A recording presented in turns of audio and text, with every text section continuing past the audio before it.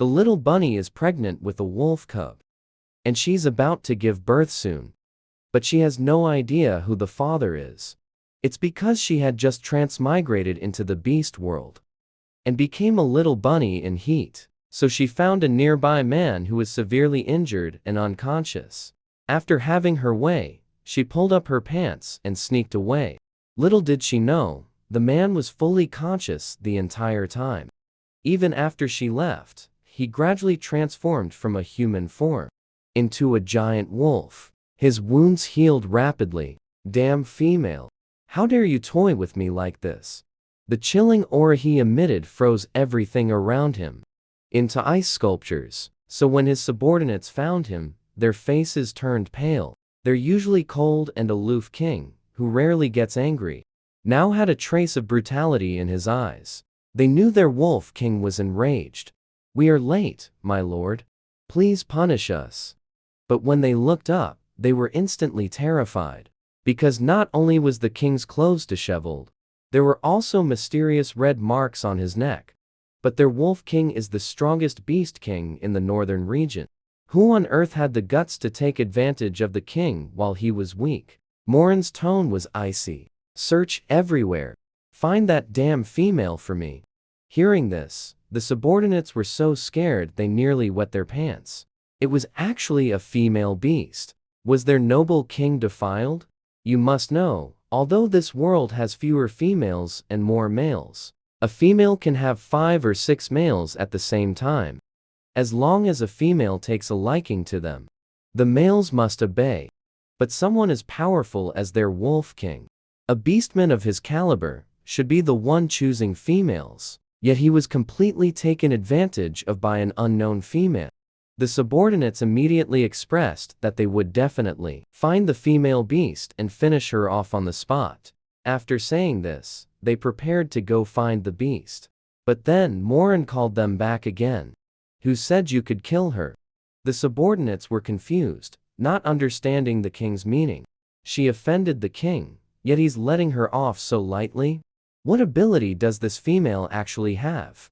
Originally, Morin didn't want to let go of the little female who defiled him either. But the way that little rabbit looked when she was aroused, and the feeling of holding her soft, warm body grew increasingly vivid, making him inexplicably restless inside. "Bring that female back and hand her over to me." At this moment, Ziyue, after receiving the original host's memories, just wanted to curse her ancestors. Turns out, the original host was a universally disliked, infertile, good-for-nothing female. Not only did she have 2 sick older brothers, but also a frail mother. Life was incredibly difficult in this barren northern district. So when the northern beast king, the snow wolf king, was weakened during his thunder tribulation, she used aphrodisiac flowers on herself and the wolf king, hoping to become the northern beast king's mate and enjoy a life of luxury. Who would have thought he'd be struck dead by the wolf king's heavenly tribulation before he could even succeed? And just then, the girl crossed over right as the drug's effects kicked in. To avoid being turned into spicy rabbit stew, she had no choice but to finish the deed and then make a run for it. Fortunately, the wood element's supernatural ability she awakened in the apocalyptic world, and her storage space came along with her through the transmigration. Although it reverted to its initial state, the pristine, natural environment of the beast world was still suitable for enhancing the power of her wood element ability. She could still get by fairly well in the beast world. Right then, a loud gurgling sound came from her stomach. Ziyue then remembered she hadn't eaten anything since she crossed over. By now, she was so hungry her stomach was sticking to her backbone. But there was no food left at home. Her mother and eldest brother, who had gone out to find food, hadn't returned either. Looking at her second brother, who was unconscious from poisoning after eating the wrong plant, Ziyue decided to go out herself to find food. She could also absorb some plant life essence along the way to boost her wood element ability. Later, she could use her healing ability to treat her second brother. She arrived at a river near the rabbit tribe's territory. Seeing the big, plump fish in the river, Ziyue's eyes lit up. The beasts here simply didn't realize that some things could be gathered or dug up and used as food. They almost solely relied on hunting for survival, so the fish and shrimp in the river were so plentiful you could catch them with your bare hands. Ziya, using a sharpened fish spear, hit her target with every thrust. In no time, she had caught 10 fish, each weighing 7 or 8 pounds. She strung them together with a grass rope and headed back. Along the way, she occasionally reached out to touch the flowers, plants, and trees, absorb some wood elemental power. On the way, I also caught a wild chicken and picked up a few eggs. After returning, Ziyue cleaned and minced the fish and chicken. She made the fish meat into fish balls. Then she boiled water in a stone pot to cook the eggs. When Big Brother Yi Chuan and Mother Yi Lu returned home, they immediately smelled a delicious aroma. While hunting, they had encountered a 5th-level beast and almost got injured. Yi Chuan and Yi Lu's strength is only at the 3rd level, so they were no match for it. Although they returned unharmed, they had lost their prey. They thought they would have to go hungry today. But unexpectedly, Yi Yue had managed to get food. However, when they saw the fish, meat, and eggs, their faces immediately filled with distress. Has this child gotten so hungry that she's willing to eat such unpalatable things? This fish has too many bones and isn't edible. It could puncture your throat. Ziyue was very happy to see her big brother and mother return. Don't worry, mother. If you mince the fish meat and make it into balls, there won't be any bones. Adding some seasonings can also remove the fishy taste. And eggs shouldn't be eaten raw. They need to be boiled. As she spoke, she peeled an egg and gave it to Yi Lu. Yi Lu took a hesitant bite, and her eyes instantly widened in surprise. It's so delicious. This completely overturned her previous understanding. After tasting it, Big Brother also said happily, I never thought something that looks so unappetizing could actually be this tasty. If even spine beasts could be eaten, then our rabbit tribe won't have to go hungry anymore. Later, take some over to your uncle, Chief. Then he can arrange for people to catch fish. Their rabbit tribe is located near the river. There are so many fish in the river. Learning to catch fish can also provide food to eat. Is someone who distinguishes clearly between gratitude and grudges. After her father passed away, Uncle Chief has always been helping them out. Naturally, she will repay him in return. Although the food was scarce, the 3 of them ate contentedly. But while eating, Zi suddenly felt a warmth in her lower abdomen, as if a warm current was flowing through. However, she didn't pay it any mind, and continued eating. At the same time, Morin, who was resting with his eyes closed, suddenly opened his eyes wide. He actually felt an intense bond of bloodline. He actually had an offspring. But how could that be possible? Morin wore an expression of disbelief. It was all because he had been injured once during a battle against an extremely powerful magical beast. It became extremely difficult for female beasts to conceive his offspring. Yet now, he could sense his own bloodline. And the only female beast he had ever been with was that little rabbit from that day. Over here, after eating and drinking her fill, Ziyue lay down and slept soundly. In her drowsy state, she dreamed of an adorable little wolf cub. Its soft, cute eyes staring at her without blinking, making one's heart melt from the cuteness. Early the next morning, Ziyue followed the large group into the forest to gather fruits. They hadn't been in the mountain forest for long when Ziyue discovered the radish. Her eyes lit up. As expected, the primitive forest of the beast world was full of treasures everywhere. She picked up the ancient knife and started digging into the soil. Her actions seemed extremely bizarre to the other females. But the original host was famously difficult to get along with in the tribe. So no one asked further questions. Till Ziyue dug out a large radish from the soil. Finally, a female couldn't resist speaking up. Ziyue, what is this? Ziyue patted the soil off the radish and revealed a smile. This is a radish. It's edible.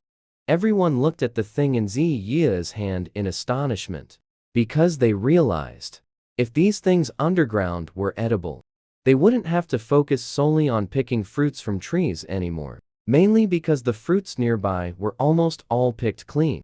To find fresh fruit, they could only go deep into the dangerous mountains and forests. But everyone was still somewhat cautious. After all, this was outside their realm of knowledge. What if it was poisonous? Ziya understood their cautious thoughts. She directly used the bone knife to peel a bit of the radish skin. Then she took a bite of the radish. She couldn't help but sigh with emotion. The body in the beast world really gets hungry easily. Ziya quickly finished the crisp, sweet radish in just a few bites. Everyone was shocked and amazed. Their looks towards Ziya turned into ones of admiration and respect. You have found a new kind of edible food for our tribe. You are the bravest warrior in our tribe. Ziya was captivated by that divine gaze. I'm starting to feel a little embarrassed watching. She's just relying on modern knowledge. Next, the entire team filled their back baskets with radishes. Ziya also found chestnut and hawthorn trees. It's just a pity they weren't ripe yet. But her special ability can accelerate the ripening of any plant. Anyway, this place isn't far from the tribe. She could come back alone later. Take these into her space and bring them back. After all, the matter of having a space must not be known by anyone. On the way back, Ziya also found shepherd's purse by the roadside. While she was digging for the shepherd's purse, Ziya kept feeling like she was being watched. But when she looked around, she didn't notice anything unusual. Little did she know, her feeling was real. Two trusted subordinates. They reported the gathered information to their king. Zhu Feng and Zhu Lei were on the verge of tears. Their king, so exquisitely beautiful and ethereal like a divine beast, had actually been defiled by that low-class female. My king, it is all our fault for failing in our duties. But rest assured, my king. When we found her, she was on the ground digging up grass. She even said that stuff was edible. Probably, we won't need to do anything. She'll likely starve to death in the winter. That will also avenge our master. Before Zhu Lei could finish speaking, he saw their king's gaze sweep over him like an icy blade, making Zhu Lei break out in a cold sweat instantly, not daring to make another sound. The king was angry. Had he said something wrong? Could it be that the king actually cares about that lowly rabbit tribe female beast? Is their king, so untainted by worldly dust, going to fall? Ooh, they really felt like crying. Morin withdrew his warning gaze and continued looking down at the information he had organized. So that's her name? Morin couldn't help but recall again the way she was sobbing that day. Just thinking about it made Morin's fingers grow slightly warm. He wanted this little rabbit, completely unaware that she had already been on someone's mind. Ziya excitedly picked a large basket of mushrooms. Seeing Ziya digging up mushrooms, everyone's faces turned pale. These really can't be eaten. They're poisonous. They can kill you. Yes, yes, yes. Our rabbit tribe ancestors had an elder who ate them. He died on the spot. Everyone frantically tried to persuade Ziya. Ziya looked at everyone's concerned expressions. A wave of warmth rose in her heart. She patiently explained, the kind that grows on clean grass. The gray ones are not poisonous. They are edible. But the brightly colored purple ones are poisonous. They cannot be eaten. Seeing that they didn't believe her, Ziya said she would cook some to eat tonight. Everyone could see if she was okay tomorrow. Their attempts to dissuade her were futile. Everyone could only watch helplessly as Ziya dug up many more mushrooms and went back. Yi Lu and Yi Chuan were originally against eating mushrooms too, but they couldn't resist Ziya's repeated assurances. After the two of them had a few sips of the mushroom soup, they felt, how could there be something so delicious in the world? It's really delicious. Watching her mother and eldest brother happily eating their fill, a smile also appeared on Ziya's face. She felt a strange sense of satisfaction inside. She liked this warm feeling of the family being together.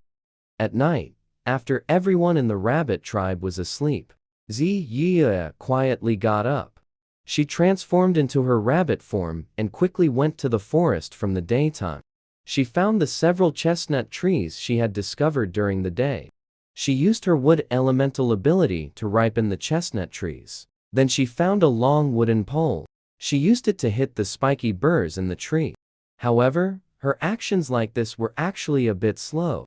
Moreover, her strength had been used up on using her wood element power to accelerate plant growth. Now, hitting them little by little was becoming a bit strenuous.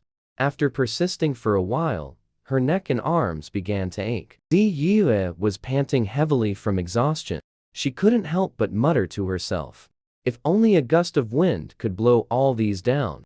Right at that moment, a strong wind suddenly swept through. All the chestnut burrs on the tree fell to the ground. Crucially, they even accurately avoided her. Ziya's eyes lit up. No way. They really all got blown down. She hurriedly and excitedly began picking them up and putting them into her space. But as she picked, she began to feel that something was amiss. She slowly looked up. And then she saw, standing not far away, a man of peerless beauty bathed in moonlight. He was so stunning, it took your breath away at first glance. Her heart felt so tight she could barely breathe. Ziya was stunned, thinking she was seeing an illusion. But when she looked closer and clearly saw that handsome, exquisite face, the memories she had deliberately forgotten suddenly came flooding back. Isn't that Wolf King Morin from that night? Oh, my God. He wouldn't have come to settle the score with her. Or to tear her to pieces, would he? Ziya wanted to explain something, but she opened her mouth and couldn't speak. Driven by instinct, she quickly transformed into her original rabbit form and whooshed away in escape. Morin, who didn't even have time to say a word, watched Ziya, who had run away without a trace. His calm, unruffled eyes shifted slightly. Complex emotions rippled within him. She ran away again. My offspring. At this moment, Morin truly felt the power of blood ties. He could confirm that Ziya was carrying his child. Looking at the chestnuts left behind by Ziya on the ground, Morin unconsciously smiled with affection. Does the little rabbit like these? Ziya used almost all her strength. She ran extremely fast and dashed home in a flash. Only after confirming no one was chasing her did she slowly relax. Exhausted, she lay on the stone bed, but tossed and turned, unable to sleep. She simply couldn't figure out what Morin meant. It wasn't until very late into the night that she finally fell into a fitful sleep. Her mind was completely uncontrollable, filled entirely with Morin's voice.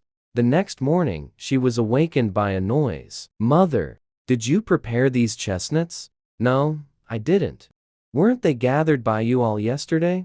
I thought you picked them yesterday. I assumed they weren't ripe yet. Turns out, they're all fully ripe. Hearing the conversation between her mother and elder brother outside made Ziya realize something. She abruptly sprang up from the bed. Rushing to the cave entrance, she saw a neat pile of chestnuts on the ground. The key point was that the chestnuts had all been shelled, removing the outer spiky husks. They didn't even need to bother with shelling them, nor worry about getting pricked by the spines. No way. Ziya looked around in horror, even using her wood element ability to sense the surrounding presence. Nothing. This reminded Ziya of Morin from last night. She still couldn't figure out what had happened. Do you know who took these? Facing mother's inquiry, Ziya could only vaguely explain that she couldn't sleep last night and went to gather some ripe chestnuts. These could be stored as food for winter. Yilu looked at Ziya with concern. You didn't get hurt, did you? If you want anything in the future, just tell mother. Don't go out alone in the middle of the night.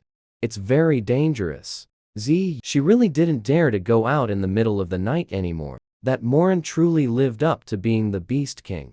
The aura he emitted was incredibly powerful. She knew he could kill her instantly with just a flick of his finger. It was said he had already reached 9th tier strength. No one could stand against him.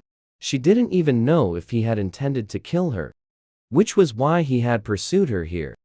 In the following days, Ziyue chose to stay hidden at home, avoiding going out to prevent encountering Morin.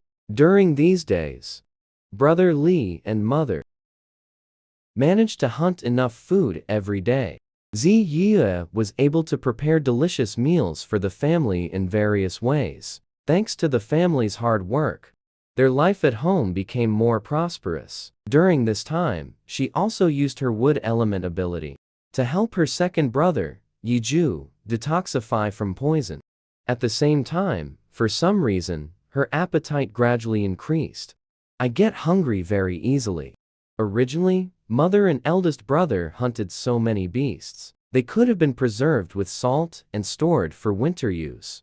But now, it seems she has eaten most of them. Ziyue thought about how much she could eat.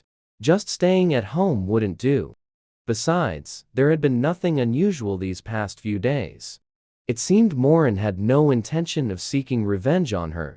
Ziyue felt she should go out for a walk and look for more food. The next day, eldest brother and mother went hunting with uncle. Ziyue followed the gathering team up the mountain to forage. Because Ziyue had led them to discover new food sources several times, everyone now blindly idolized her.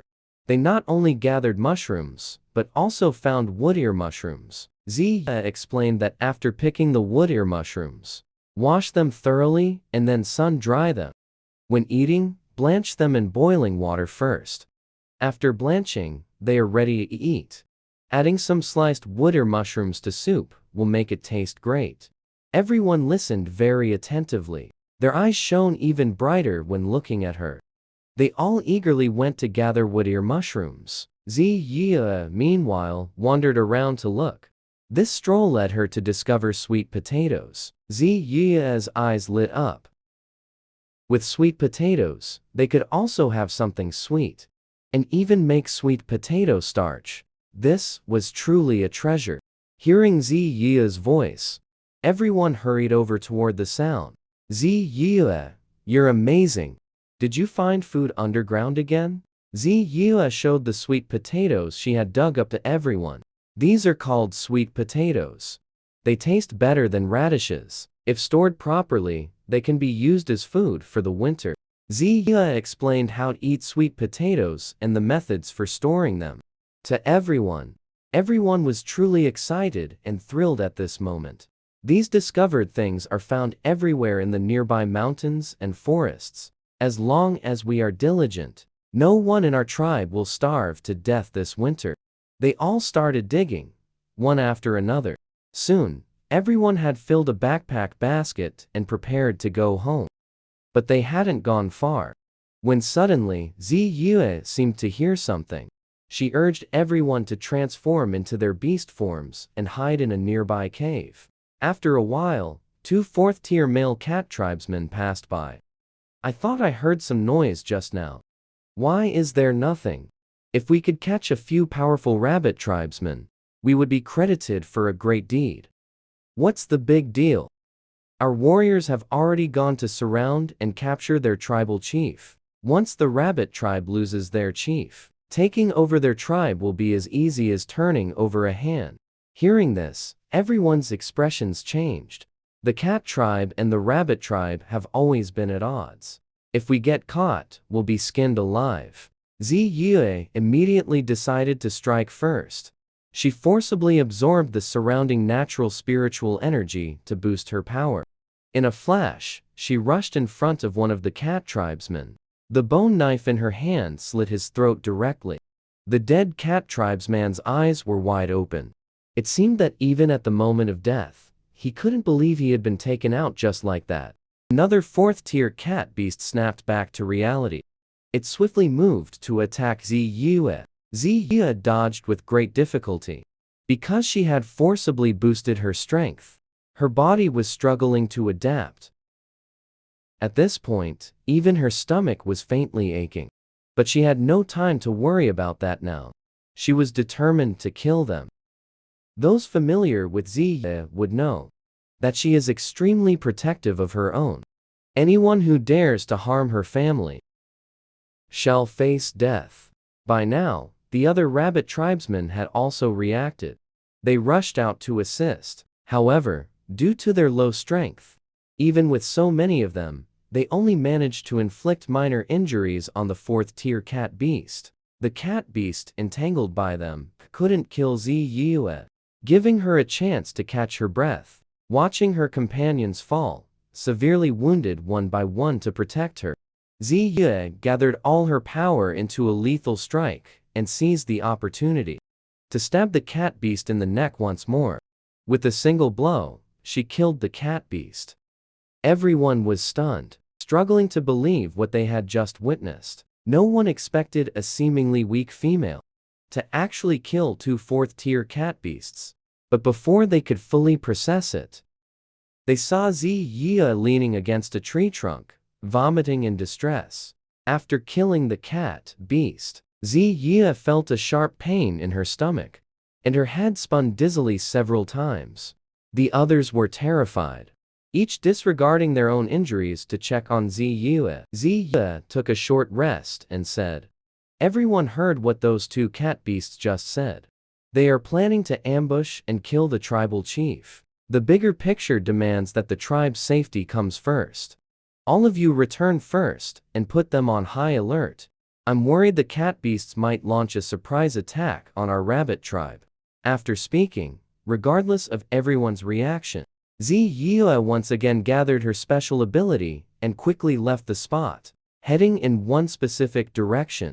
She had to find Mother. In the blink of an eye, she was gone without a trace. Seeing this, everyone could only return to the tribe first and put it on alert. Ziya, through sensing auras, at an extremely high speed, arrived at the place where Mother and Uncle were. At that moment, Mother and Uncle were surrounded and attacked by 6 cat beastkin. Among them, 2 were 5th rank and 2 were 4th rank. Although Uncle was 5th rank, he was pinned down by 2 5th rank opponents and couldn't break free. The bone blades of 2 other cat beasts were about to kill Mother. Ziya didn't care about anything else and directly entered the circle. Her swift devouring ability swept through the encirclement of 4 people. But simultaneously, because she had just pushed her devouring ability beyond her body's limit, she immediately coughed up several mouthfuls of blood. Yilu saw Ziya suddenly appear and even cough up blood to protect her. Her face instantly turned pale with fright. Ziya's whole body seemed somewhat unsteady, ready to fall. She had calculated her strength properly, but for some reason, her abdomen hurt so much. It hurt so badly she could barely gather the surrounding energy again. At the same time, Ziya's stomach was in severe pain, and at the instant she vomited blood. Morin, who was in seclusion, suddenly opened his eyes. This troublesome little female. The wolf tribesmen were utterly shocked. Because their king had never left the tribe midway through seclusion, they all wondered what had happened. Just as Ziya was about to have a close encounter with the ground, Morin appeared in front of Ziya like a gust of wind, gently catching her faltering body. At the same time, with a wave of his hand, a powerful gust of wind was unleashed. The 4 cat beasts were like kites with their strings cut, flying backward and falling to the ground, instantly killed.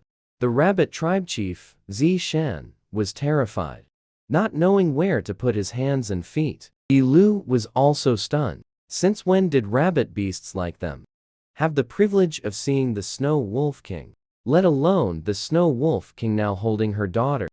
But she dared not move or ask, because the aura emanating from Morin was too overwhelming, making her unable to move her feet. Anxiously watching her daughter, Ziya felt dizzy and her stomach hurt. When she fell into a cool embrace, Ziya was dazed for a moment. Before she could gather her thoughts, she felt a warm energy flowing into her body. Her painful stomach felt much better shortly after.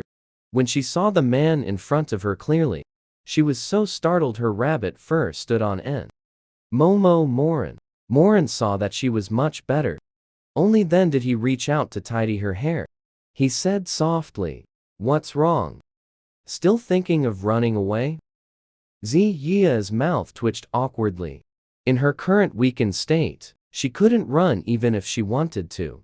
Wasn't she just afraid he would settle the score later? Still, she pouted a little and said, "Thank you for saving my mother and uncle earlier."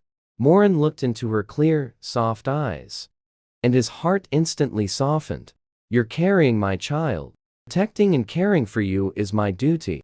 That statement dropped like a bomb, nearly scaring the rabbit heart out of Ziya. "What?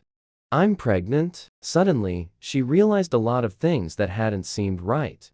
At night, she often dreamed of a cute, snow-white little wolf, and her appetite had increased a lot. Eating more, but eliminating less. Also, her belly hurt whenever she used her wood-based powers. Then, all at once, Ziya felt a surge of joy. She looked at her belly, excited and happy. After all, in the apocalypse, having a child was incredibly difficult. She had always wanted a child of her own. Morin watched her expression carefully, and understood that she was also happy about the child. Suddenly, Ziya realized something. She grabbed Morin's sleeve tightly. "The baby. Is the baby okay?" Morin looked at her worried expression. His heart grew even softer. He reassured her. "Don't worry. He is fine. Everything is okay." After Snow Wolf, King Morin personally carried Ziya back to the tribe. This news quickly spread throughout the entire rabbit tribe. Moreover, Snow Wolf King Morin also easily helped deal with the cat beasts that wanted to ambush the tribe. Everyone was trembling with fear while also feeling a bit dazed. Yishan was laughing his head off. "Everyone, don't worry. Anyway, our tribe will be very safe from now on. Nothing will happen."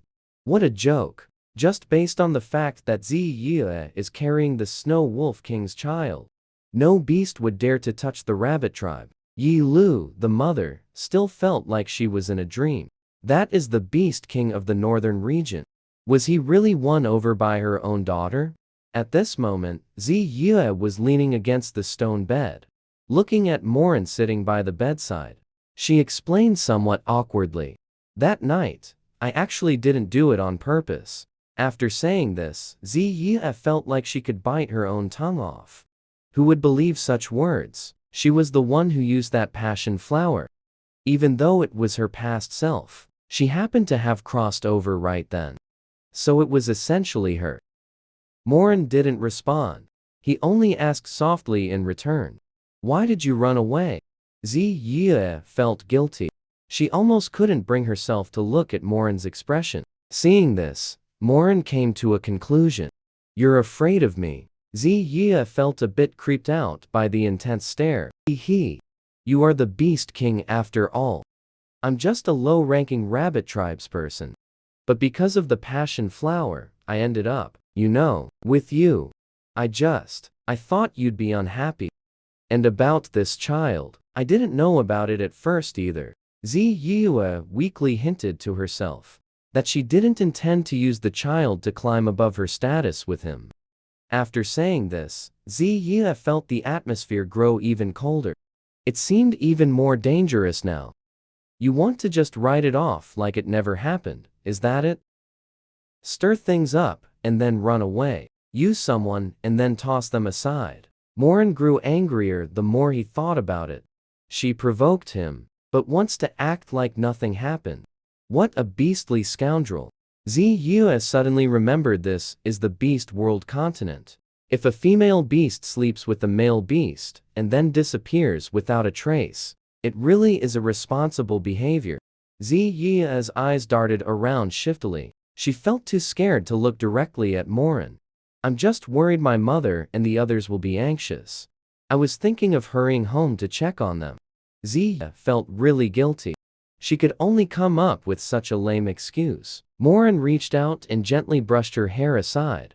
His eyes held a determined, possessive look. "Being afraid is useless. Running away is useless.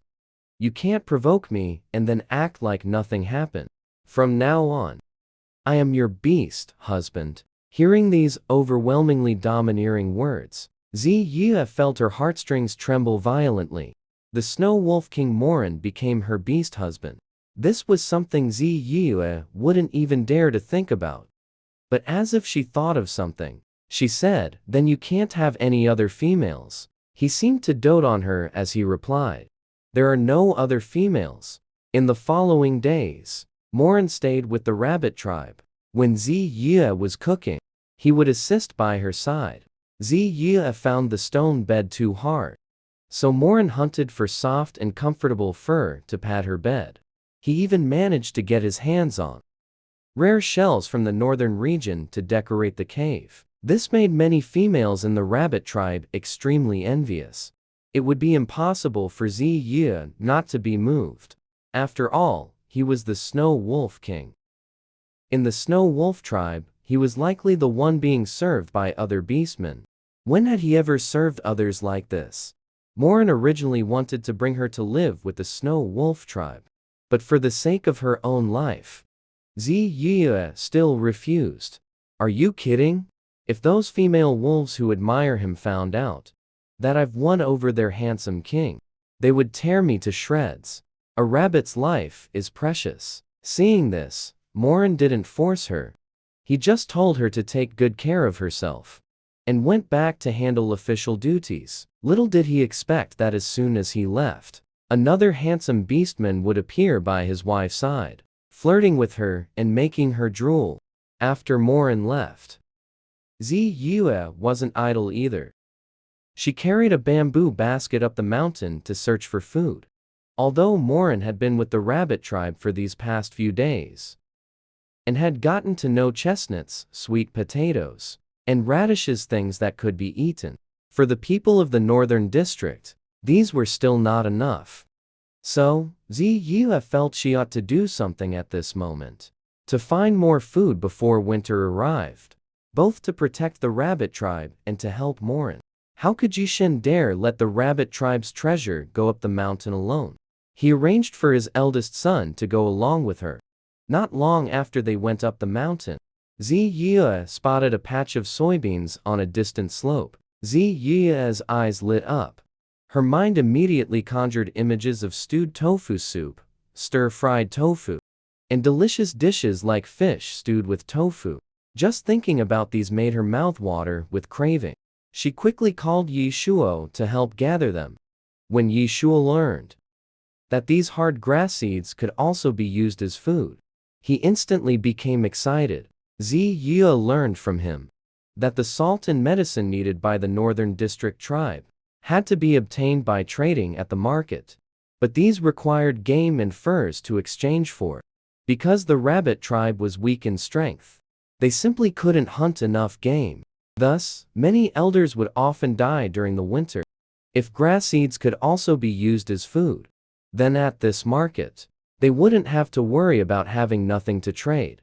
The two excitedly gathered a batch of soybeans and also collected many mushrooms and wild bird eggs. Once their baskets were full, the two of them returned to the tribe, fully satisfied. When passing by Uncle's cave, they saw a child of about 8 or 9 years old at the entrance, crying and speaking to Yishan. "Chief, I beg you, please save my grandma. She was frightened by thunder, fell down, and has been unconscious ever since. I'm afraid she won't wake up again." As he spoke, he cried in fear, weeping uncontrollably.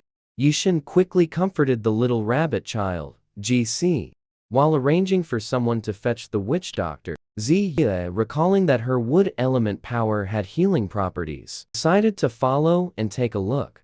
When they arrived at a small cave with Ziya, they saw an unconscious old woman lying inside. The elderly woman was so thin she was just skin and bones, clearly malnourished at a glance. Looking further, the cave was empty, and the yard was almost bare as well. Only then did Ziya realize the tribe's dire situation was even worse than she had imagined. Although there were many rabbit beast people in the tribe, very few were actually capable of hunting. Ziya quietly stepped forward and channeled some wood element energy into the elderly woman, ensuring she was physically unharmed. Just then, someone outside the cave called out that the witch doctor had arrived. They saw a man with an almost sickly pale complexion and an enchanting appearance walk in. What stood out the most was the teardrop mole at the corner of his eye. Even dressed in animal hides, his noble aura couldn't be concealed. Ziya was so captivated, she was practically drooling. This is a textbook. Yandir beauty. The moment Wu Bai entered the door, the first thing he saw was Ziya, who was swooning. He was aware of this rabbit tribe, Big Star. He just never expected her to be so adorably silly. Ziya met his soul-stirring eyes. She hurriedly turned her head away to avoid his gaze. What an enchanting creature, utterly bewitching. Wu Bai stepped forward, came to the bedside, and sat down. He reached out to check the grandmother's pulse. Afterwards, Wu Bai took out silver needles for acupuncture. The speed of his fingers was extremely fast. The silver needles seemed to carry a certain power. Ziya couldn't help but look at this witch doctor's hands, slender and fair as jade, with distinct, well-defined knuckles. It's truly a waste that he doesn't play an instrument. Soon, Wu Bai put away the silver needles. It's mainly a lack of nutrition. The body is depleted. Just eating herbal medicine is useless. She still needs to eat more solid food. This was pretty much the same as what Ziya had observed. But there are many thin people like the grandmother in the tribe. If capable beast people manage to get food, they must share it with such members of the tribe. Otherwise, the beast people without hunting ability would starve. So this is a difficult problem for the tribe. She still needed to help the tribe find more new food sources. Wu Bai stood up, preparing to leave. But for some reason, he slowly turned his head to look back. He took a look at Ziya. That one look made Ziya feel as if her soul had been hooked. Especially, his gaze fell upon her belly. Miss Ye is pregnant. She should rest more these next few days. Ziya cautiously placed her hand on her belly. She knew why he suddenly reminded her. Thank you for your concern, witch doctor. Wu Bai nodded with a light smile. He then turned and left. Ziya watched his retreating back thoughtfully. From the original host's memories, she knew that in a tribe, the witch doctor is extremely important. A tribe's witch doctor is usually a position passed down through generations. Obviously, the aura and temperament of their tribe's witch doctor were completely out of place with their rabbit tribe. That person exuded an air of mystery from head to toe. Not a single piece of information could be gleaned about him. Furthermore, when he looked at her, it always made her feel uneasy. It felt like a hunter locking onto its prey. She didn't know if it was just her imagination. After returning, Ziya made a small nest out of dry grass. She placed the fertilized eggs that could hatch inside. Then she soaked the soybeans in water. She planned to have her eldest brother make a stone mill to grind soy milk for drinking. Yi Lu watched his daughter's strange actions. He finally couldn't help but ask what they were for. Ziya explained that fertilized eggs can hatch into chicks. When the hens grow up, they can lay eggs. Then we can eat eggs every day. The roosters can be killed for meat. Yi Lu was astonished hearing this. If we really can raise chickens, then more beastmen in the tribe could survive. It would also be a great achievement. Then he asked about the soybeans. Ziya, however, deliberately kept him in suspense. You'll find out tomorrow. Early the next morning, Ziya had her older brother bring over several rocks. Ziya instructed Yi Chuan while working with her hands. Before long, the millstone was fashioned according to her idea. Ziya immediately poured the soaked soybeans into the millstone, adding water while turning the millstone. Milky white soybean milk slowly flowed out from the opening, emitting a light, fragrant aroma. Yi Chuan watched, utterly astonished. He couldn't figure out how his sister had so many methods to transform food. Soon Ziya finished boiling the soybean milk. Ziya scooped out a bowl, took a sip.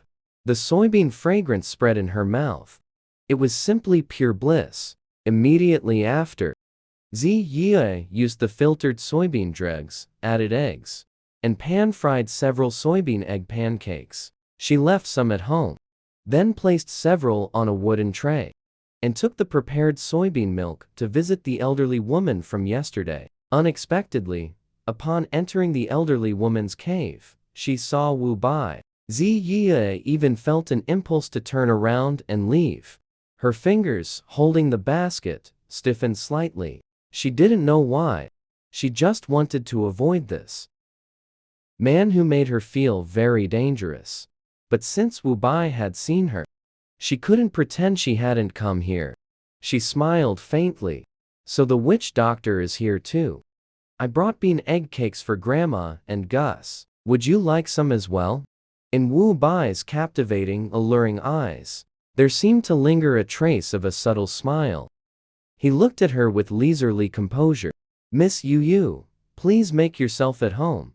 No need to feel restrained. Gus didn't understand the underlying tension just now. Looking at Ziyi, his eyes filled with a look of admiration. He said, Sister Yi, please come in quickly. Thanks to Sister Yi, he followed the older brothers and sisters in the tribe, and dug up many radishes and mushrooms. He and Grandma, therefore, had a bit more food to eat than before. Ziyi rubbed the little one's head. Looking at his thin, small frame, she felt a pang of sadness in her heart. She quickly instructed him to fetch a few wooden bowls. She poured the soy milk from the bamboo tube, and a fragrant aroma immediately spread out. Wu Bai, looking at Ziyi's exquisitely beautiful face, saw a touch of emotion appear on it.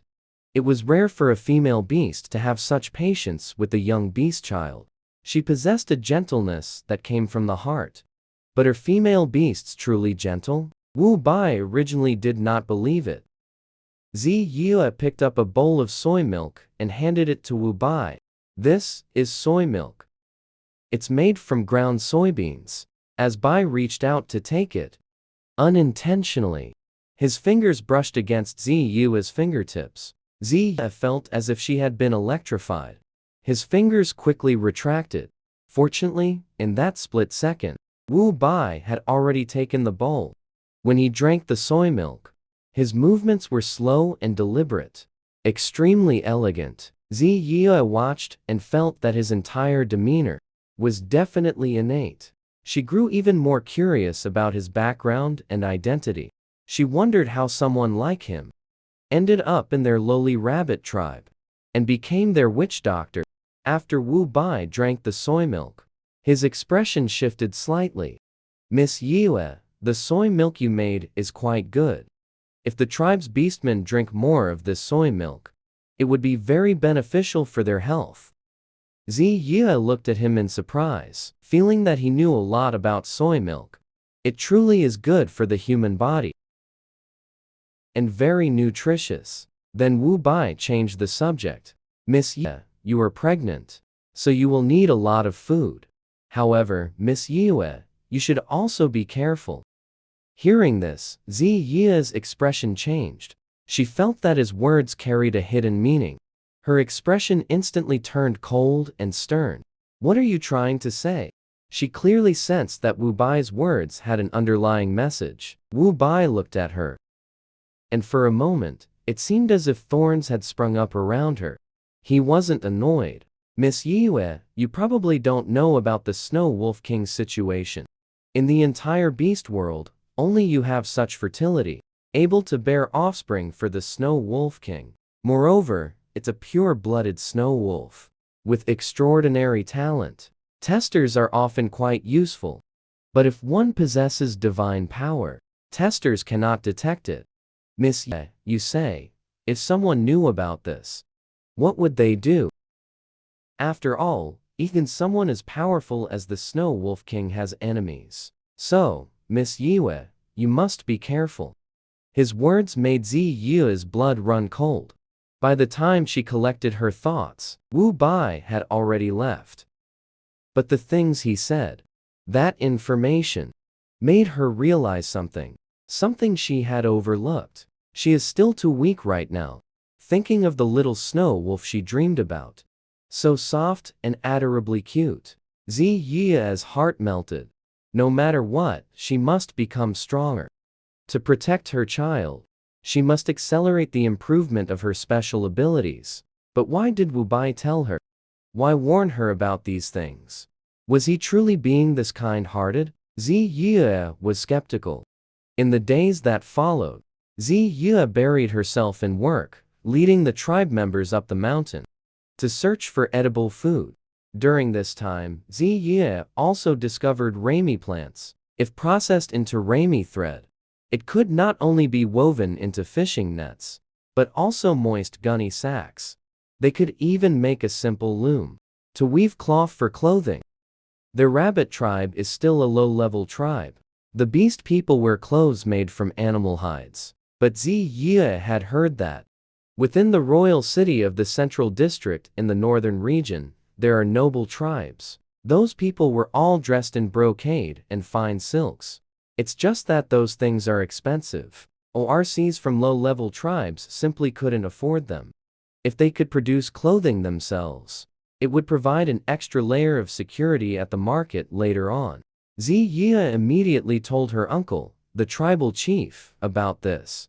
Because Ziya had continuously been providing the tribe with food during this period.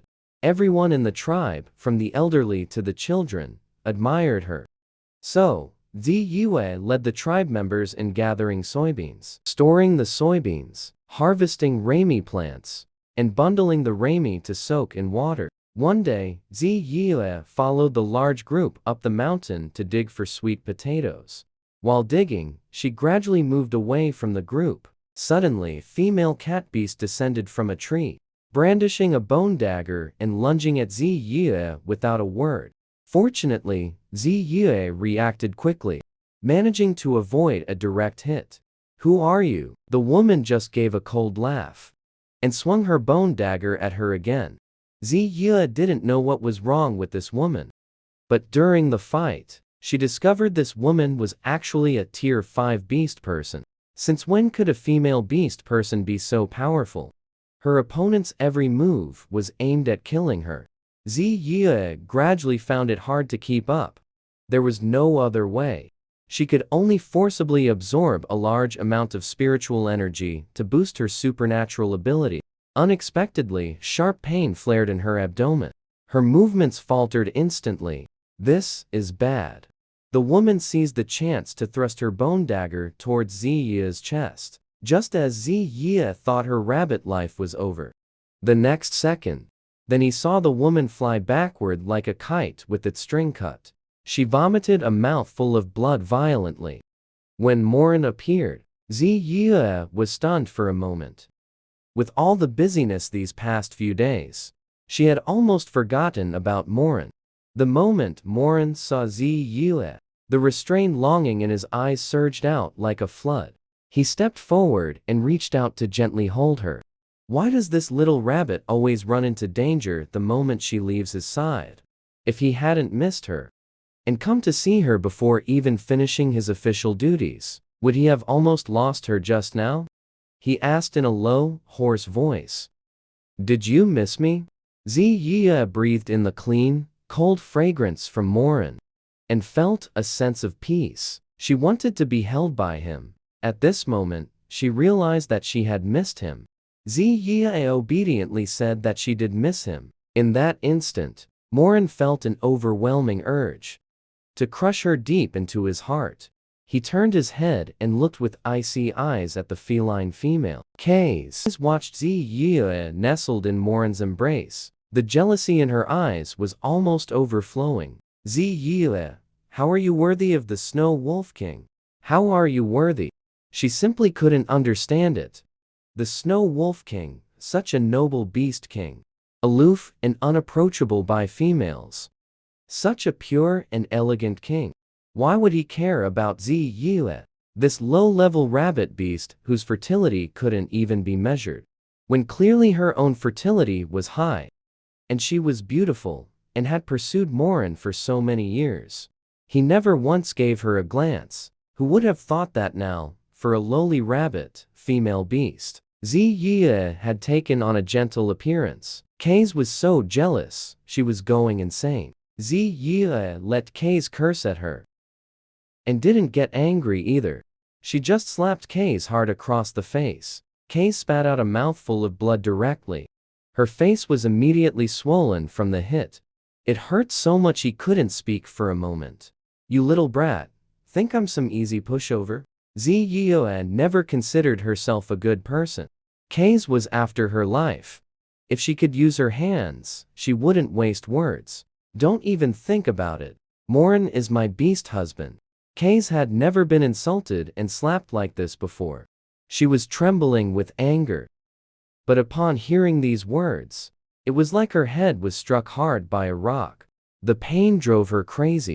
She glared fiercely at Ziyi. If looks could kill, Ziyi would have been sliced into 1,000 pieces. Don't look at me like that.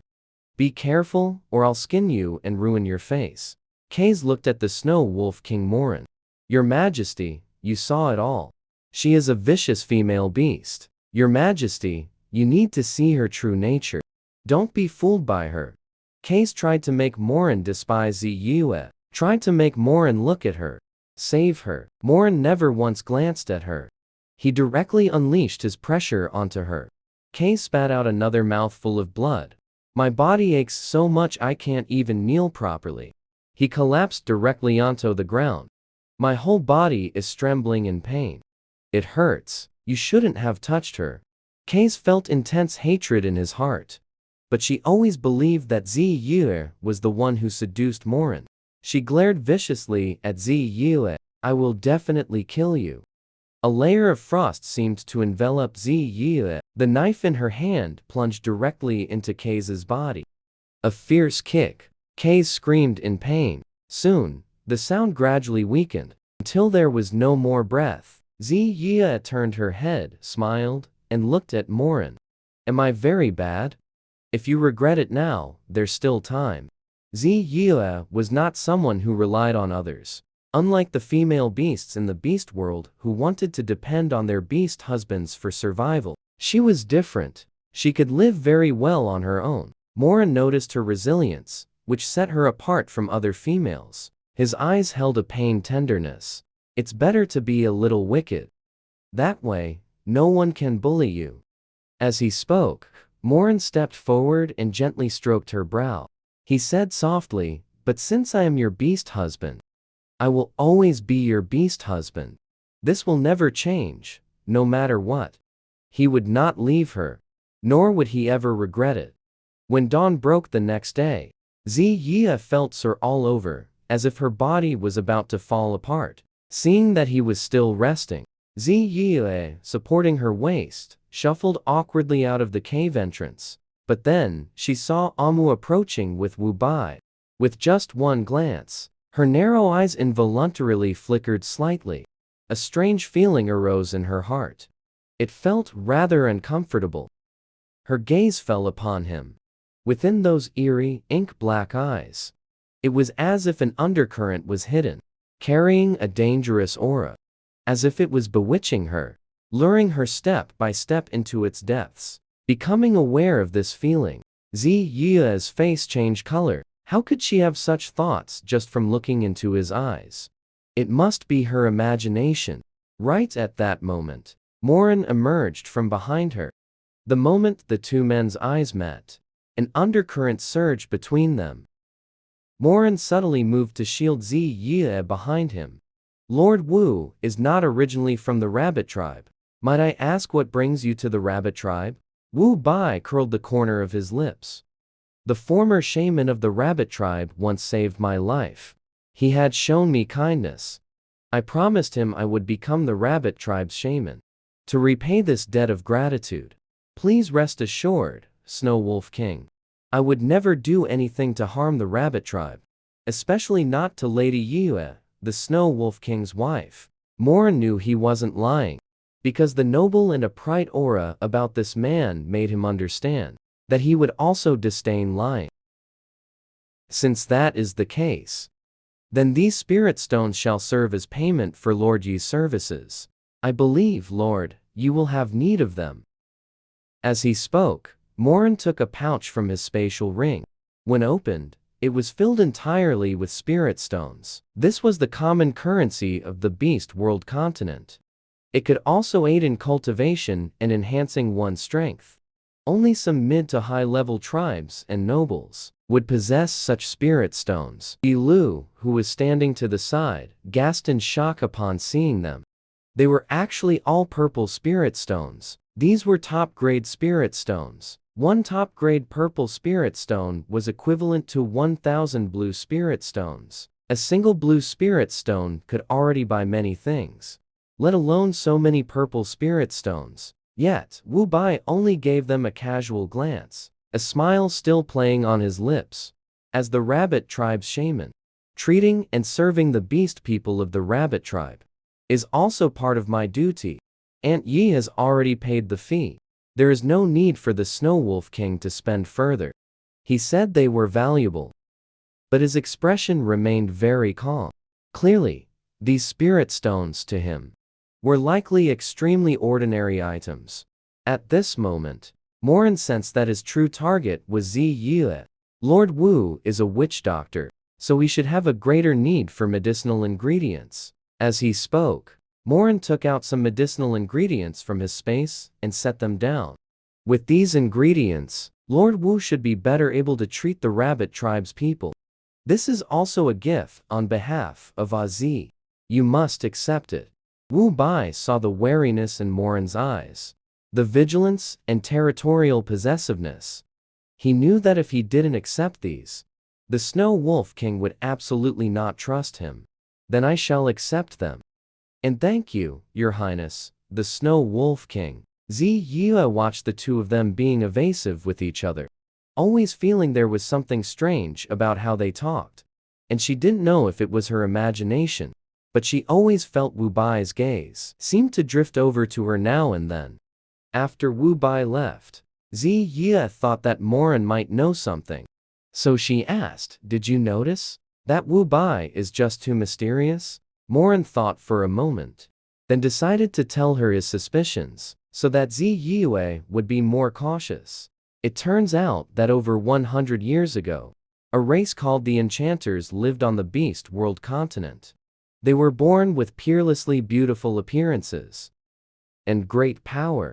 They were incredibly knowledgeable, well-versed in all matters. They excelled in witchcraft and medicine.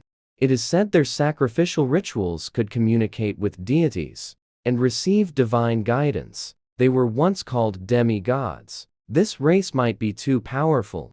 Their physique and bloodline are unique. It is extremely difficult for them to have offspring with the Enchantress tribe.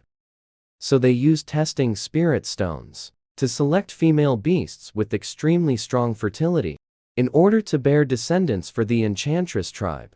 But it is said that their clan's heir will only be male.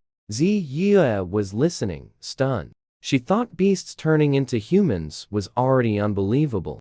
Never expected there to be a race almost as powerful as gods. Suddenly, as if thinking of something, Zi Yue said, "So the spirit stone that tests fertility also comes from the Enchantress tribe?" "Correct, it was created by their tribe."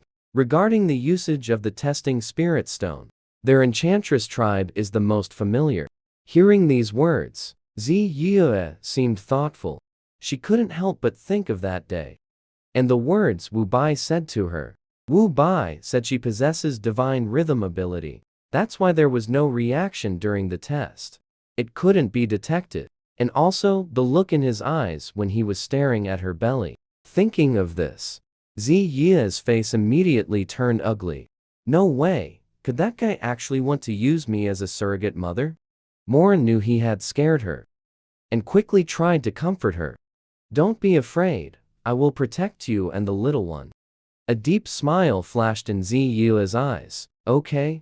Morin was just about to say something when suddenly Zhu Lei appeared. "My king, urgent news from the Misty Forest. The demonic beasts have been attacking the barrier very fiercely recently. The barrier is weakening. Demonic energy is spreading out."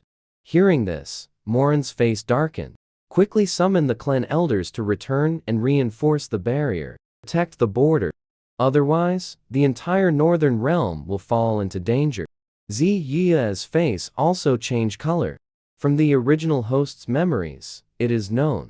The reason the northern region is disliked by everyone is not only because the winters here are cold, but also because it is close to the misty forest barrier that traps the demonic energy. If demonic energy or even demonic beasts break through the barrier from the misty forest side and emerge, all tribes will face danger. Morin was worried about Ziya. He looked at Ziya with concern. But at the same time, he also understood. If something happens to the barrier, Ziya would also be in danger. The rabbit tribe members also cannot avoid being killed by the demon tribe. Ziya said, "Go ahead. Do not worry about me. I will protect myself." Well, although Jiu is very reluctant, but she knew that as the king of the northern district, Morin had his responsibilities. Morin stepped forward and gave Ziya a tight hug, but avoided her belly. His eyes were filled with intense reluctance. Ziya also held him tightly. She wanted to selfishly ask Morin to stay, but she knew she couldn't, because only the ice energy of the Snow Wolf clan could suppress the demonic energy to some extent. That was also the reason he was stationed in the northern district. Time passed quickly. In the blink of an eye, half a month went by. On this night, the sky suddenly lit up with lightning and thunder, and heavy rain began to fall. Ziya couldn't sleep because of the thunder. Suddenly, she felt a slight sensation in her belly. Before she could even prepare herself, soon after, a small snow wolf was born. Everything went smoothly, except the moment the small snow wolf was born. From the small snow wolf's body, a pure blue light radiated, soaring directly into the sky, creating a world-shaking sensation. That night, all the beastmen on the Beast World continent saw it. This celestial phenomenon shocked and astounded all the factions across the Beast World continent. This is the innate spirit body of a pure-blooded beast. At the same time, several masked beastmen in black took advantage of this moment and silently infiltrated the rabbit tribe. Just as they were about to charge into Ziyu's cave, Wu Bai, holding a black umbrella in his hand, seemingly descended from the heavens, directly killed these assassins. At this moment, he, although dealing with the assassins, exuded a breathtaking, dazzling brilliance, yet also resembled a bloodthirsty Asura. Ziya had just given birth. She wanted to use her wood element ability to heal herself, but found that the wood element ability had also transferred to the child, so she was very weak at this moment. Holding the adorable little wolf cub in her arms, she watched the commotion in the courtyard. Naturally, she saw Wu Bai. As for the other tribe members, they were all knocked out by the masked beastman's incense. She didn't understand why her giving birth could cause such a strange phenomenon. The small snow wolf in her arms seemed to be slumbering, a blue light swirling around its body. As she watched, Ziya suddenly froze in a daze. The little wolf cub not only possessed wood elemental abilities, but also elemental abilities, dual elemental abilities, and it directly jumped from first tier to third tier. Then the little snow wolf transformed into human form. But it's said that in the Beast World continent, even the most talented beast people need to be at least 1 year old before they can transform into human form. Transforming into human form right after birth. Am I a genius? At this time, Ziya did not know. Starting from this night, she would begin the legendary chapter of the Beast World continent. At this moment, somewhere on a high mountain, an old man in seclusion, cultivation, suddenly opened his eyes, staring in shock at the distant blue light. The legendary pure-blooded beast person with a natural spirit body has finally appeared. The killing outside continued. Ziya held the child in her arms, nervously watching the outside. She didn't really understand why Wu Bai wanted to save her and help her. Was it just because she had a natural lucky body? After dealing with those assassins, Wu Bai turned his head, slowly walked over. Don't be afraid, I'm here. Hearing these words, Zi Yue felt her heart and mind violently shaken. For some reason, it felt like her heartstrings were fiercely plucked. She quickly shook off the strange feeling. That child has transformed. Why isn't he crying? Wu Bai looked at the already transformed pure blood cub in Zi Yue's arms. With dual elemental and third-tier abilities, also showed a surprised expression. But soon, it seems like dark, demonic energy is gathering around us. Wu Bai's expression changed as he said, he is very well. He currently has the highest talent level in the Beast World continent. But he is a natural spirit body, easily coveted by various forces and even demonic beasts. We need to protect him first. This is not a safe place to stay. We must leave here quickly. Wu Bai's expression turned grave. He hadn't expected her fertility power to be so strong. The child's innate abilities are extraordinary. Zi Yue couldn't worry about anything else at the moment. She could only trust Wu Bai. But what about the rabbit tribe? Wu Bai said. They are after you. As long as you leave, the rabbit tribe will be safe. As he spoke, a strong wind suddenly swept through the air. A dark demonic aura appeared. Wu Bai's expression changed again. There's no time. Saying this, he cut his finger. Using his blood, he drew something in the air. Then, Wu Bai tore open a void barrier with his bare hands. Immediately after, Wu Bai uncontrollably spat out a mouthful of blood. Zi Yue's face turned pale. Wu Bai, are you okay? I'm fine. Go in first. Zi Yue hurriedly carried the child into the portal. First, Wu Bai then followed her in. The portal behind them closed. Before them was a grassland filled with birdsong and fragrant flowers. There were caves, flowers, plants, a waterfall, and a spring. It was like a paradise. This place was once a dwelling place of our clan. I have moved to the Void Sanctuary. Let the wolf cub stay here for now. He can leave once the aura on him can be concealed. After speaking, Wu Bai spat out a mouthful of blood and fainted again. Zi Yue was shocked. She hurriedly checked Wu Bai's pulse. Only then did she discover his physical condition was extremely critical. It was as if a shattered person had been stitched back together. Looking at Wu Bai lying unconscious on the ground, Zi Yue's feelings were quite complicated. What should we do now? Right at this moment, a soft, milky voice sounded. Mother. Zi Yue shuddered. She looked down and saw the baby sitting up. He was looking at her with his beautiful, large Cazalan eyes, just like in her dream. A soft and adorable baby. Zi Yue was extremely excited. He can speak right after being born? It's incredible. The baby reached out his hands. Mother. Hug. Zi Yue's heart melted. She quickly reached out and carefully picked him up. She had no experience. She truly didn't know how to care for a baby. The baby giggled. Mother, although this uncle is severely injured, I can heal him. Zi Yue looked at the baby in her arms in surprise. The baby was just born, for goodness sake. Is he really this capable? Zi Yue's heartbeat quickened. It all felt like an illusion. You said you can heal him? The little baby nodded vigorously. Zi Yue found it incredible. But seeing how smart the baby was, she was extremely excited. The baby asked her to place him next to Wu Bai. With a wave of his hand, a green glow swirled around his palm. That was the gleam of wood element special ability. The baby touched Wu Bai with his small hand. That wood element special ability began to envelop Wu Bai's entire body, healing his injuries. Third-tier wood element ability is naturally very powerful, and its healing effect on the human body is excellent. Mother. Uncle is fine for now. He will wake up after sleeping for a while, but his old injuries are so severe. This requires a very powerful wood element ability to repair.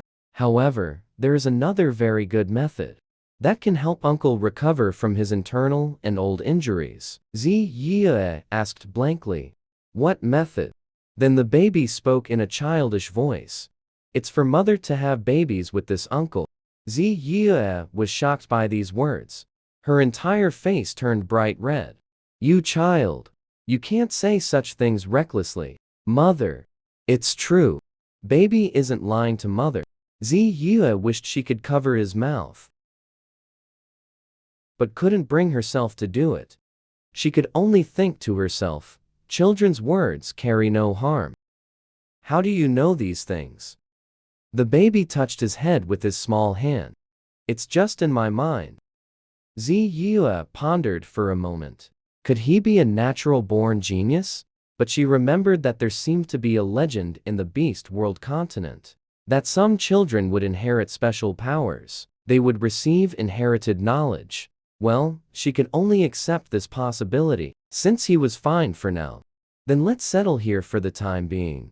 Then Ziye asked, is that demonic energy outside coming for you?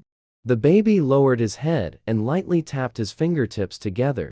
Yes, mother. They want to possess my body. They would gain great power.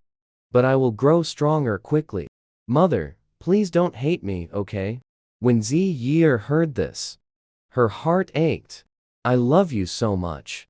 How could I ever hate you? As she spoke, she couldn't help but gently kiss his cheek. The baby felt a little shy. Mother, what is my name? Let's call you by your childhood name, Zhao Bao, for now. Your father will give you a formal name when he returns. Just then, Zhao Bao's stomach started rumbling. Zhao Bao whimpered pitifully. Mother. Ziye then remembered that the baby hadn't eaten since birth, and he had just used up so much energy. He must be starving. But she checked her own body. It didn't seem like she was producing any milk. Ziye had no experience at all. So she asked Zhao Bao, what can you eat? Zhao Bao instantly broke into a smile. The food mother makes. The fish mother roasts is delicious. Ziye said, with a face full of surprise. How did you know? Little Bao nodded cutely. Mother told me stories. She grilled fish for me and made me food. I remember it all. Only then did Ziye remember. She often dreamed of being with the little snow wolf while she slept.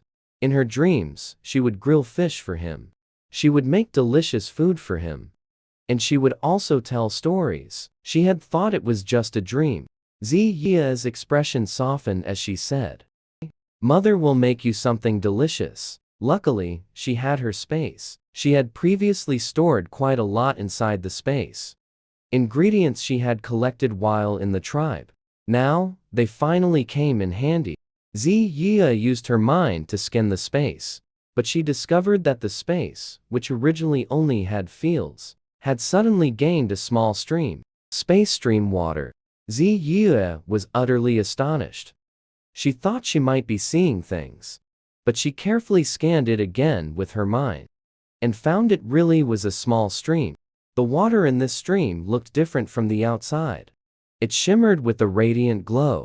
Ziye secretly scooped some water from the space and took a sip. It tasted incredibly sweet. Drinking it made her feel very comfortable inside. She felt her weak body regain a bit of strength. She found it amazing. She hurriedly scooped a spoonful for Little Bao to drink. Have some water first. Little Bao took a sip and laughed happily. Mother, it's tasty. Seeing Little Treasure so happy, Ziye was also very happy. You sleep for a while. Mother will call you when the meal is ready. Little Treasure was indeed a bit sleepy. He yawned and then fell asleep. Only then did Ziye enter the space. This time, he discovered that the farmland in the space had grown larger. On the table in the farmhouse, there were 2 additional cans of milk powder, as well as a baby bottle and some infant supplies. Most importantly, there was also some wheat seed. Seeing the wheat seed, Ziye was the most excited. The growth speed of crops in the space's farmland is faster and the yield is higher than outside. The wheat seed allows for batch planting of wheat in the space, and wood-type supernatural power can be used to rapidly accelerate the ripening of the wheat. She hasn't eaten staple food for a very long time. She wants to eat steamed buns. She wants to eat rice. However, seeing these things, Ziya felt very puzzled in her heart. She didn't know how new things suddenly appeared in the space. Moreover, even when the space was very large back in the post-apocalyptic era, things wouldn't just suddenly appear. Only when she put something into the space would the space have that thing. Right at this moment, a clear voice suddenly sounded within the space. For giving birth to a child for a high-quality beast husband, Master. The space will give rewards. Master will also accumulate merit. This voice suddenly appearing in the space gave Ziya a fright. Is this a belated golden finger? But until her previous life ended with her death, the space still had no sound. Are these the rewards? Is there anything else? What can accumulated merit actually do? However, after Ziya asked, the space remained silent. If not for the few extra items that had truly appeared on the farmhouse table in the space, Ziya would have suspected it was all an illusion. Then she couldn't be bothered to overthink it. She sensed the movements outside and found Little Treasure still sleeping. She wasn't in a hurry to go out and started planting wheat seeds in the space's fields. She also planted the previously harvested soybeans, chives, ginger, and scallions. She could pick them whenever she wanted to eat. After coming out, Ziya began lighting the fire to cook. She boiled some eggs and sweet potatoes, and also heated water to make powdered milk for him. While sleeping, Little Treasure faintly smelled the aroma. Then he opened his eyes and sat up, rubbing his eyes with his hands and speaking softly, "Mom." Seeing her child so adorable, Ziya's heart melted completely. She hurried to the bedside and reached out to hold him, pressing her cheek against his. "Good baby. Time to eat." Thus, the mother and child stayed in this place temporarily. When sleeping at night, since there was only one bed, with the unconscious Wu Bai lying on it, Ziya couldn't possibly sleep on the bed too, especially since he was a patient. She gathered some clean grass and spread it on the ground.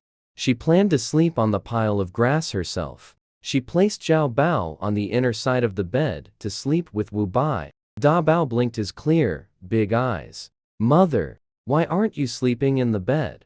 That wouldn't be good for Uncle Yi." Although there's no concept of reputation in the Beast World continent, Ziya still felt it was inappropriate. Uncle Yi won't move around while he's asleep. If we don't move around, Uncle Yi won't know either. Besides, Father also entrusted Mother to Uncle Yi. Hearing this, Ziya's expression changed. Her heart tightened with worry. "What do you mean? What do you mean by entrusted?" The big gray wolf fell in love with the little rabbit and successfully made her pregnant with his wolf cub. But before they could enjoy their time together for long, a danger emerged in the forest that only the big gray wolf could resolve. Left with no choice, he had to entrust the pregnant little rabbit to his love rival. Although the little rabbit successfully gave birth to the wolf cub, Wu Bai fell into a coma while protecting her and the cub. Just as Ziya was thinking about how to repay him, the little wolf cub said he wanted the man to be his second father and asked Mother to sleep with him too. Ziya's mouth twitched.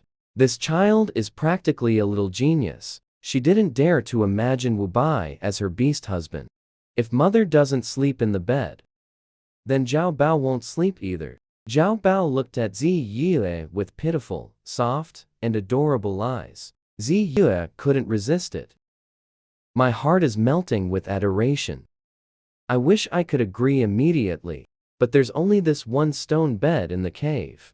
It's impossible to let the unconscious Wu Bai sleep on the ground.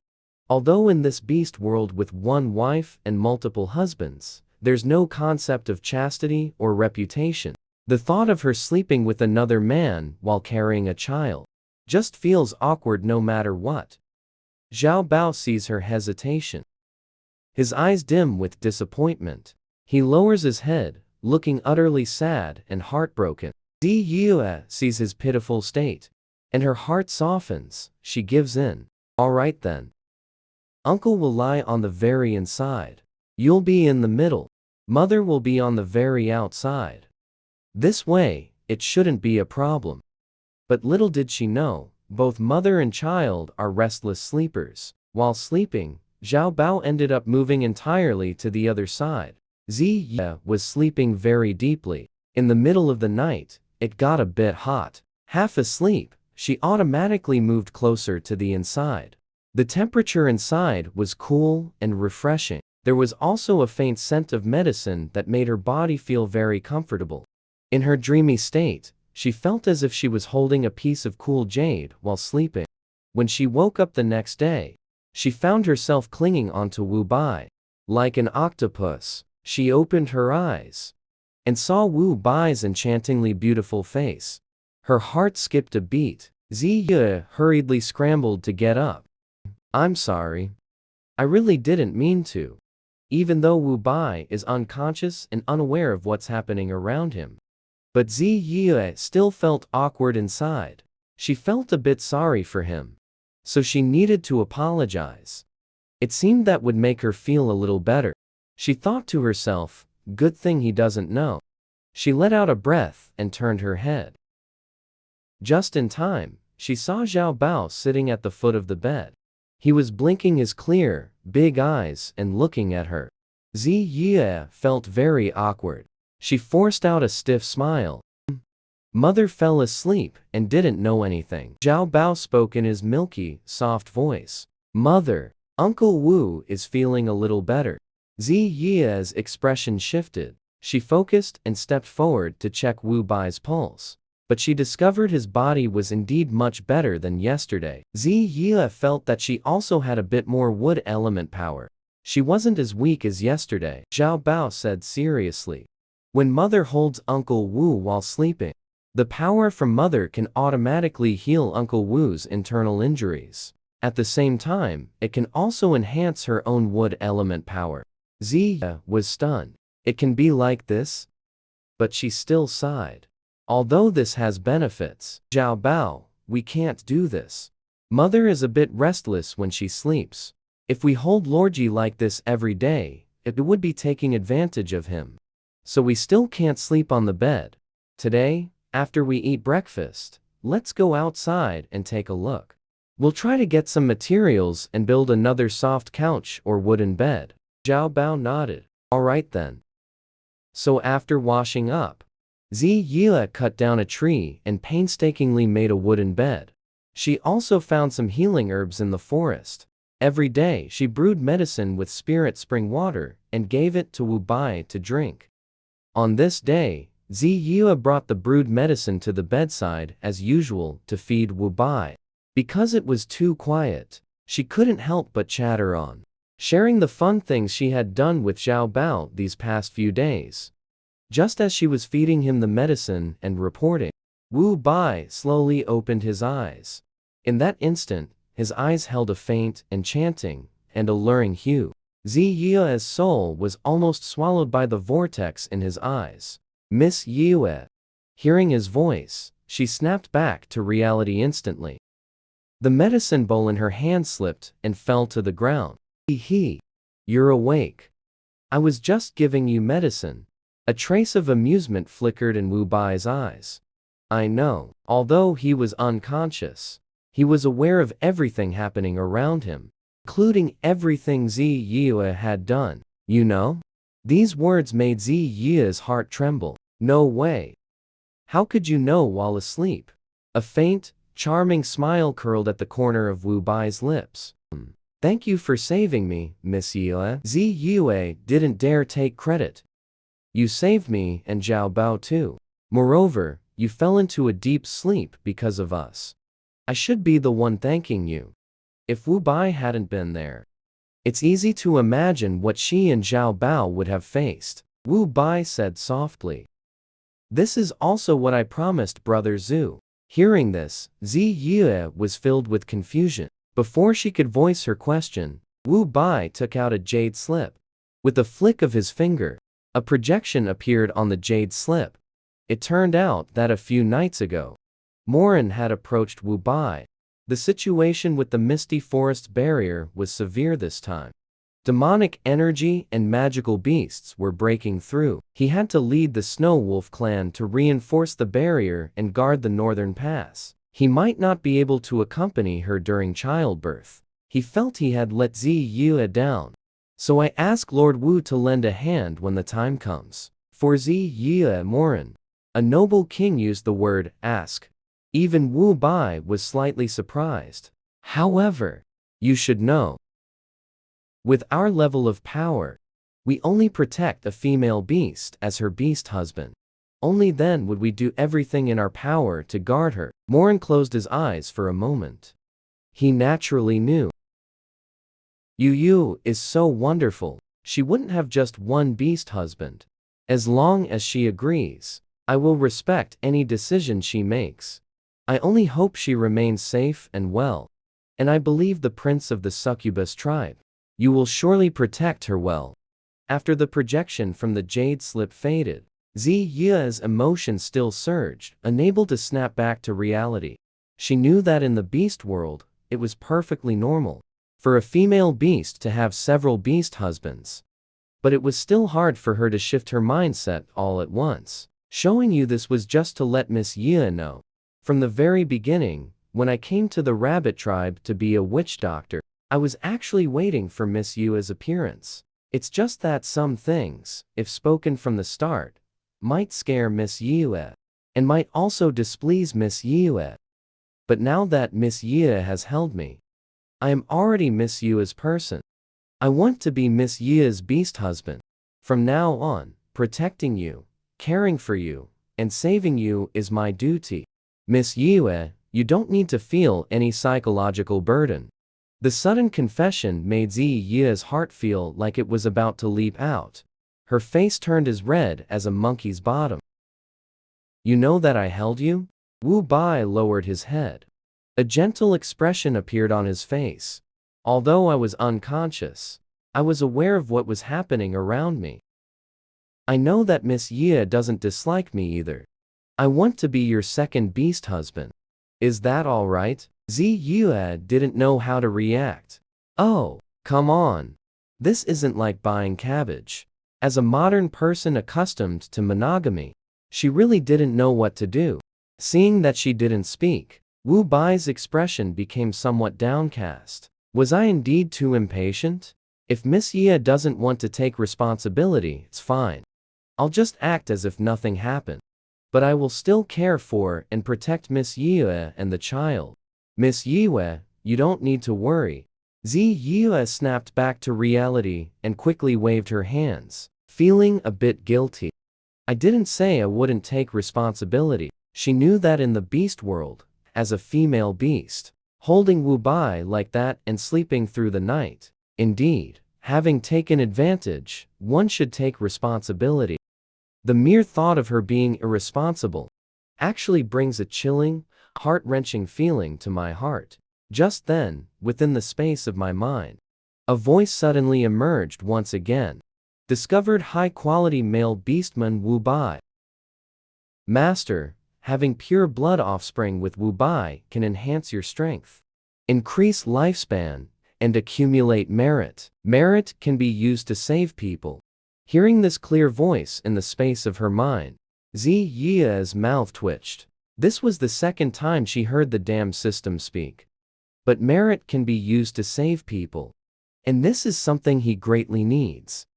Moreover, having a powerful beast husband by her side will better protect the child. Zi Yue thought for a moment, then said hesitantly, I can agree to you. But can we get to know each other first? Wu Bai couldn't contain his joy inside, his expression growing even gentler. Zi Yue felt embarrassed under his gaze. But don't worry, since you'll be my beast husband, I will also become stronger to protect you. Hearing this, Wu Bai showed a flattered expression. He had never heard of a female beast willing to protect her beast husband. Such words were the first he had ever heard. He couldn't help but want to hold her in his arms. But he restrained himself with effort. He just swore in his heart that he would cherish this girl with his life. Seeing his expression had improved, Ziya changed the subject. You just woke up. You must be hungry. I'll go make something for you to eat first. Ziya poured another bowl of medicine for Wu Bai to drink. Let him wash up. She then went to the kitchen to busy herself. Zhao Bao also followed her into the kitchen. He whispered, "Mother, are you going to have little brothers and sisters with Uncle Wu?" Suddenly, these words made Ziya cough. Embarrassed, she turned her face away. "Well, yes, I agreed. But we still need to spend some time getting used to each other first." Having her directly bear children for Wu Bai right away, she still felt a bit unnatural about it. "Do you want little brothers and sisters that much?" Zhao Bao nodded and said, "Yes, Zhao Bao likes little brothers and sisters." Zhao Bao can give all the things he likes to his little brothers and sisters. Ziya smiled and rubbed his hair. "You'll have them." After saying that, Ziya took flour and meat out from her space, planning to make wontons. These past few days, she had grown wheat in her space, used her wood element ability to speed up its growth, then dried and threshed it. Ground it into flour using a small stone mill. This flour could now be used to make food.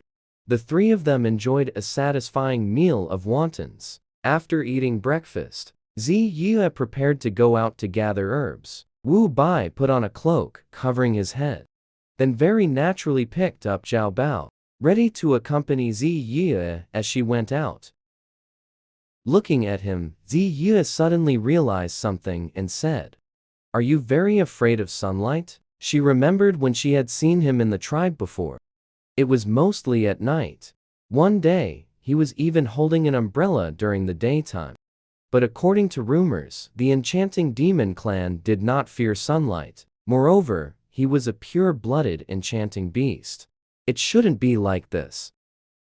Unless, Wu Bai let out a soft sigh and explained. It turned out that on the day the enchanting demon clan was annihilated by an unknown force, he was severely injured in battle. His father sealed him in an ice coffin for 100 years. After coming out, he became afraid of being active under the sun. His body couldn't handle it. Ziya could sense that although he described it lightly, the actual battle back then must have been extremely brutal, because the injuries inside his body were very severe. Looking at the melancholy between his brows, Ziya's heart ached. She actually felt an instinctive sense of heartache. Ziya softened her voice. "It will get better. It's fine. I'll get used to it." Ziya felt even more heartache hearing this. Getting used to it meant he had become numb to the pain. At this moment, Zhao Bao was being held in Wu Bai's arms. Holding onto Wu Bai's neck, he said seriously, "Second father, after you and mother have a little sister, your body will get better." Ziya pouted. "How do you know it will be a sister?" Zhao Bao insisted stubbornly. "It will be a sister." Wu Bai affectionately patted Zhao Bao's head and said, "Thank you, Zhao Bao." Wu Bai didn't dare to hope for a girl. All pure-blooded, enchanting beasts in the succubus tribe throughout history have been male. If it really is a girl, all members of the succubus tribe would be incredibly excited upon finding out. While chatting, the group soon arrived at their destination. Along the way, Di Yue also discovered sugarcane. She was immediately overjoyed. If she could produce sugar, she could use it to make all kinds of sweets. Because from the original host's memories, she learned that it seemed this world had no sugar. The nobles only had honey for something sweet. If she sold sweets at the market, she would make a fortune. But Wu Bai said softly, "Many low-level tribes at the market lack food. They usually trade for things their tribe urgently needs. They probably wouldn't trade for other kinds of food. However, the bustling streets and shops in the city area have many noble tribe beast people. They would buy these things. Ziyue listened thoughtfully. After going out, she would first go see the market, then go take a look at the city. I've never been to see it before. I wonder what it's like. Thinking about this, Ziyue unconsciously spoke these words aloud. Hearing this, Wu Bai's expression shifted. The rabbit tribe was once part of the imperial city nobility. Later, for unknown reasons, they were exiled to the northern district. The central imperial city has many streets and shops. There are also specially designated market areas. Even though this is the northern district, it's probably quite similar. She couldn't possibly be unaware of these things. She said she had never seen them before. I don't know what they look like. Wu Bai suddenly thought of something. When he first arrived at the rabbit tribe, he couldn't sense anything at all. Then one day, suddenly, he was able to sense that it was her. Moreover, she had changed significantly before and after. Wu Bai realized something. For a moment, he felt a surge of panic in his heart, making him want to hold onto her tightly. Ziyue didn't know that Wu Bai had already begun to suspect her identity. Seeing his face grow even paler, she was somewhat puzzled. Was he tired? It's fine. Being by your side, I won't get tired. Once we leave here, wherever you want to go, I will accompany you. He was afraid she would suddenly disappear. Wu Bai always acted gentle and accommodating toward her. Ziyue naturally had no idea what he was thinking. After dinner, the three of them sat in the courtyard, enjoying the breeze and eating fruits picked from the mountain. Ziyue felt it was awkward to sit in silence, so she told Zhao Bao a story. The story of the 7 fairies. After hearing it, Wu Bai grew even more silent. His aura changed completely. He had lived for hundreds of years and visited countless places, but he had never heard such a story before. Zhao Bao grew sleepy from listening. He fell asleep leaning against Ziyue's chest. Ziyue carried him to the bed. After putting him down, she sat back down. She looked at Wu Bai beside her. Suddenly, I didn't know where to put my hands and feet. Wu Bai looked at Ziyue's expression and knew she wanted to escape. A faint, captivating shadow passed through Wu Bai's eyes. He could no longer let go. He must keep her by any means necessary. Otherwise, if she were to truly disappear one day, he would go mad. Because he realized that her origins might be a mystery. She might not be the same person she once was. Seeing that Ziyue was about to get up, he suddenly began to cough. Then, he violently spat out a mouthful of blood. Seeing this, Ziyue was frightened. She quickly reached out to support Wu Bai. Wu Bai, what's wrong with you? While the little rabbit was panicked with worry, he weakly pulled her into his embrace. Putting on a sickly and frail appearance, he said, I'm fine. As long as Miss Yue is by my side, my body feels much better. Ziyue, being held like this by Wu Bai, could feel his fragile and weak aura. Her heart grew tense with concern. Leaning against Wu Bai's chest, she appeared obedient, allowing him to hold her. Wu Bai greedily breathed in Ziyue's fragrant scent. Watching her docile demeanor, a deep shadow lurked in his eyes. Ziyue couldn't see his expression. She was somewhat worried about him. Are you okay? Wu Bai gently released Ziyue. He looked down at her worried expression and reached out his long, jade-like fingers to gently caress her. Her brows and eyes smoothed her furrowed brow. The tenderness between her brows was like water. As long as Miss Yue stays by my side, I will be fine. At this moment, his appearance was exquisitely beautiful and peerless. A face that could enchant all living beings was looking at her like this. It was simply captivating. Ziyue felt her mind and spirit were about to be devoured by his gaze. Her heartbeat felt somewhat uncontrollable. Don't worry, I will definitely make you recover your health. Wu Bai also knew he couldn't be too impatient. We've been busy all day today too. Let's rest for now. Hearing this, Ziyue slightly relaxed. Wu Bai's appearance was too exquisite and mesmerizing. If she looked too long, she might not be able to handle it. After lying down, feeling Wu Bai sleeping quietly, Zi Yue then slowly relaxed. She reminded herself to be well behaved while sleeping at night, turning her head to look at Zhao Bao on the inner side. He was sleeping very soundly. The blanket covering him was also tucked in by Wu Bai. Zi Yue could sense that Wu Bai was very doting and gentle towards Zhao Bao. Zhao Bao also liked Wu Bai very much. That's good, then. Probably because she had been busy all day too. She quickly fell asleep. But in the middle of the night, Zi Yue felt a certain aura and was awakened by the cold.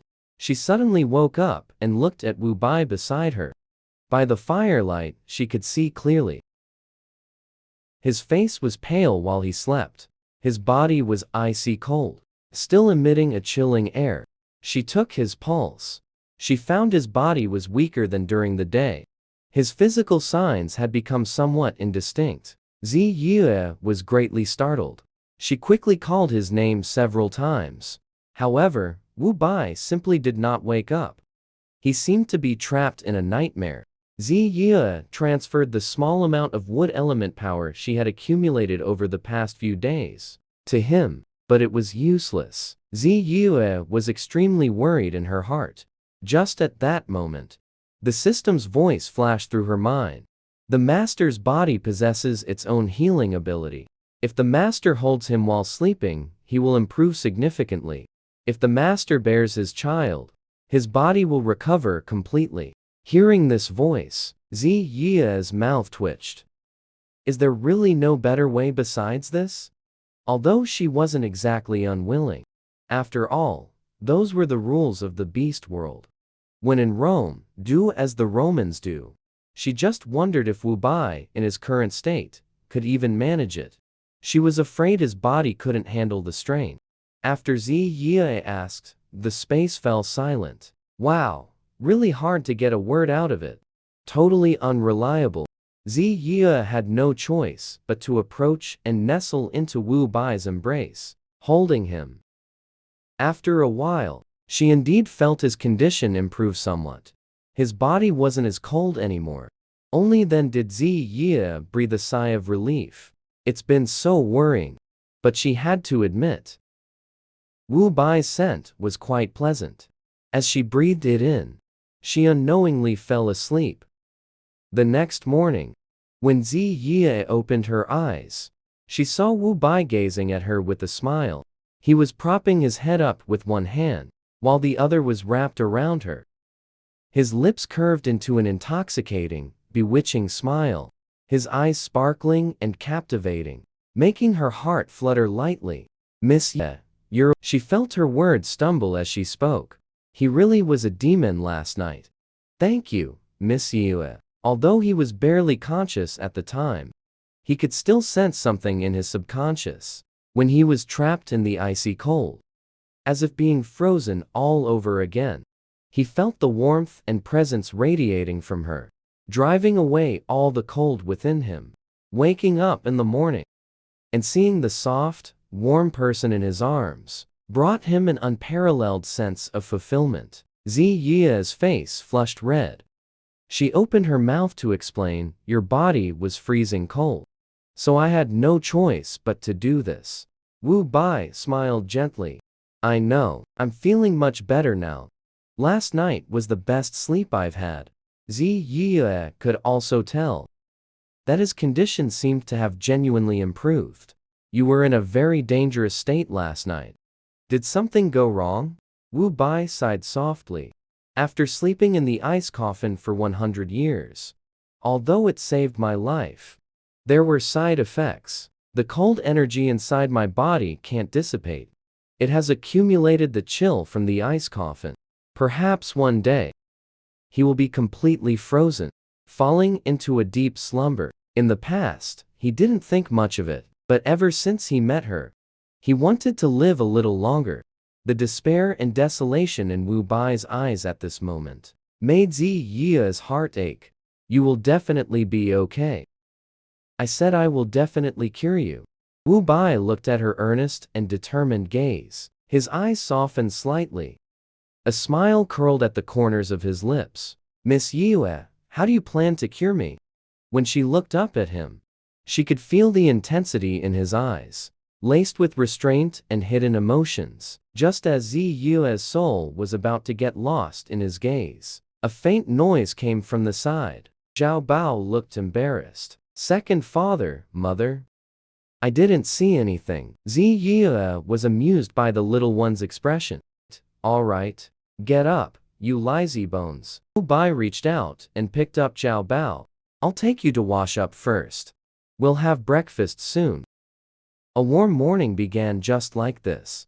After eating their fill, Zi Yue started making candied hawthorns again and canned fruits, planning to sell these when they go out. The reason for hurrying was that Wu Bai told her, Zhao Bao's strength is about to break through to the 4th rank, and might even reach the 5th rank before turning 1. This should be a good thing. However, the system informed her, Zhao Bao needs to go outside to absorb the spiritual energy of heaven and earth. Only then can one grow. But because Zhao Bao's innate spirit body is coveted by many forces, if he breaks through too quickly, it's easy to leak information. Only by having Wu Bai perform a secret technique to shield the spirit body can it be prevented from being detected by others. But the dam system said, the prerequisite is that Wu Bai's body has recovered first. Zi Yue instantly understood what the system meant. This progress is a bit too fast, isn't it? But looking at adorable Zhao Bao, Zi Yue still felt she couldn't hesitate any longer. She decided to take action tonight. For this, she even specially made another bed for Zhao Bao, placing it at the very back of the cave, and separated it with a grass curtain. This was Zhao Bao's insistence, saying he wanted to sleep by himself, so his mother and second father could be together, to conveniently have a little sister for him. That night, after the two lay down on the outer bed, Zi Yue leaned into Wu Bai's embrace, smelling the scent on him. She still felt a sense of intoxication. Zi Yue knew she couldn't delay any longer. They should go out sooner. So she needed to quickly heal Wu Bai's body. This is the only method. She softly whispered in Wu Bai's ear, "Wu Bai, I'm a little cold." Zi Yue heard her own delicate words. Her old face also flushed red. As soon as the words fell, she felt Wu Bai's body stiffen. The next day, when Wu Bai opened his eyes, he saw the person sleeping soundly beside him. His lips gently brushed against her brows and eyes. His eyes held a smile and deep, lingering affection. In order not to disturb her rest, he got out of bed, intending to make some food for the mother and child. As Wu Bai got down from the bed, he suddenly felt his body become extremely light and agile. A warm power was also surging within his body. His old injuries had miraculously healed. Transcendent mortal realm. He had actually reached the half-step above the 9th rank. The transcendent mortal realm. Wu Bai showed an expression of disbelief. Not only had his former strength recovered, it had even increased. Wu Bai was too excited. His eyes even slightly reddened. He came back to his senses, sat by the bed and held Zi Yue's hand. "Thank you." His gratitude towards her was beyond words. At the same time, Wu Bai suddenly detected a faint connection. His expression changed abruptly. Pregnant. Yu was actually pregnant. He was a succubus demon, a race for whom it is extremely difficult to impregnate a female.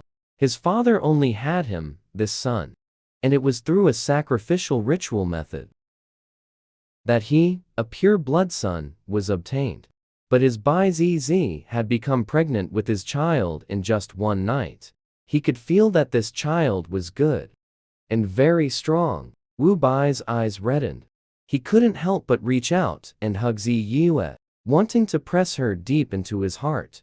It seemed only this way could allow the surging love in his heart to find release. Zi Yue opened her eyes and saw a trace of fragile moisture in Wu Bai's eyes. She woke up instantly. Wu Bai, what's wrong? Are you feeling unwell somewhere? Wu Bai shook his head. He held Zi Yue even tighter. No, I'm just very happy, Zi Yue. We're going to have a child.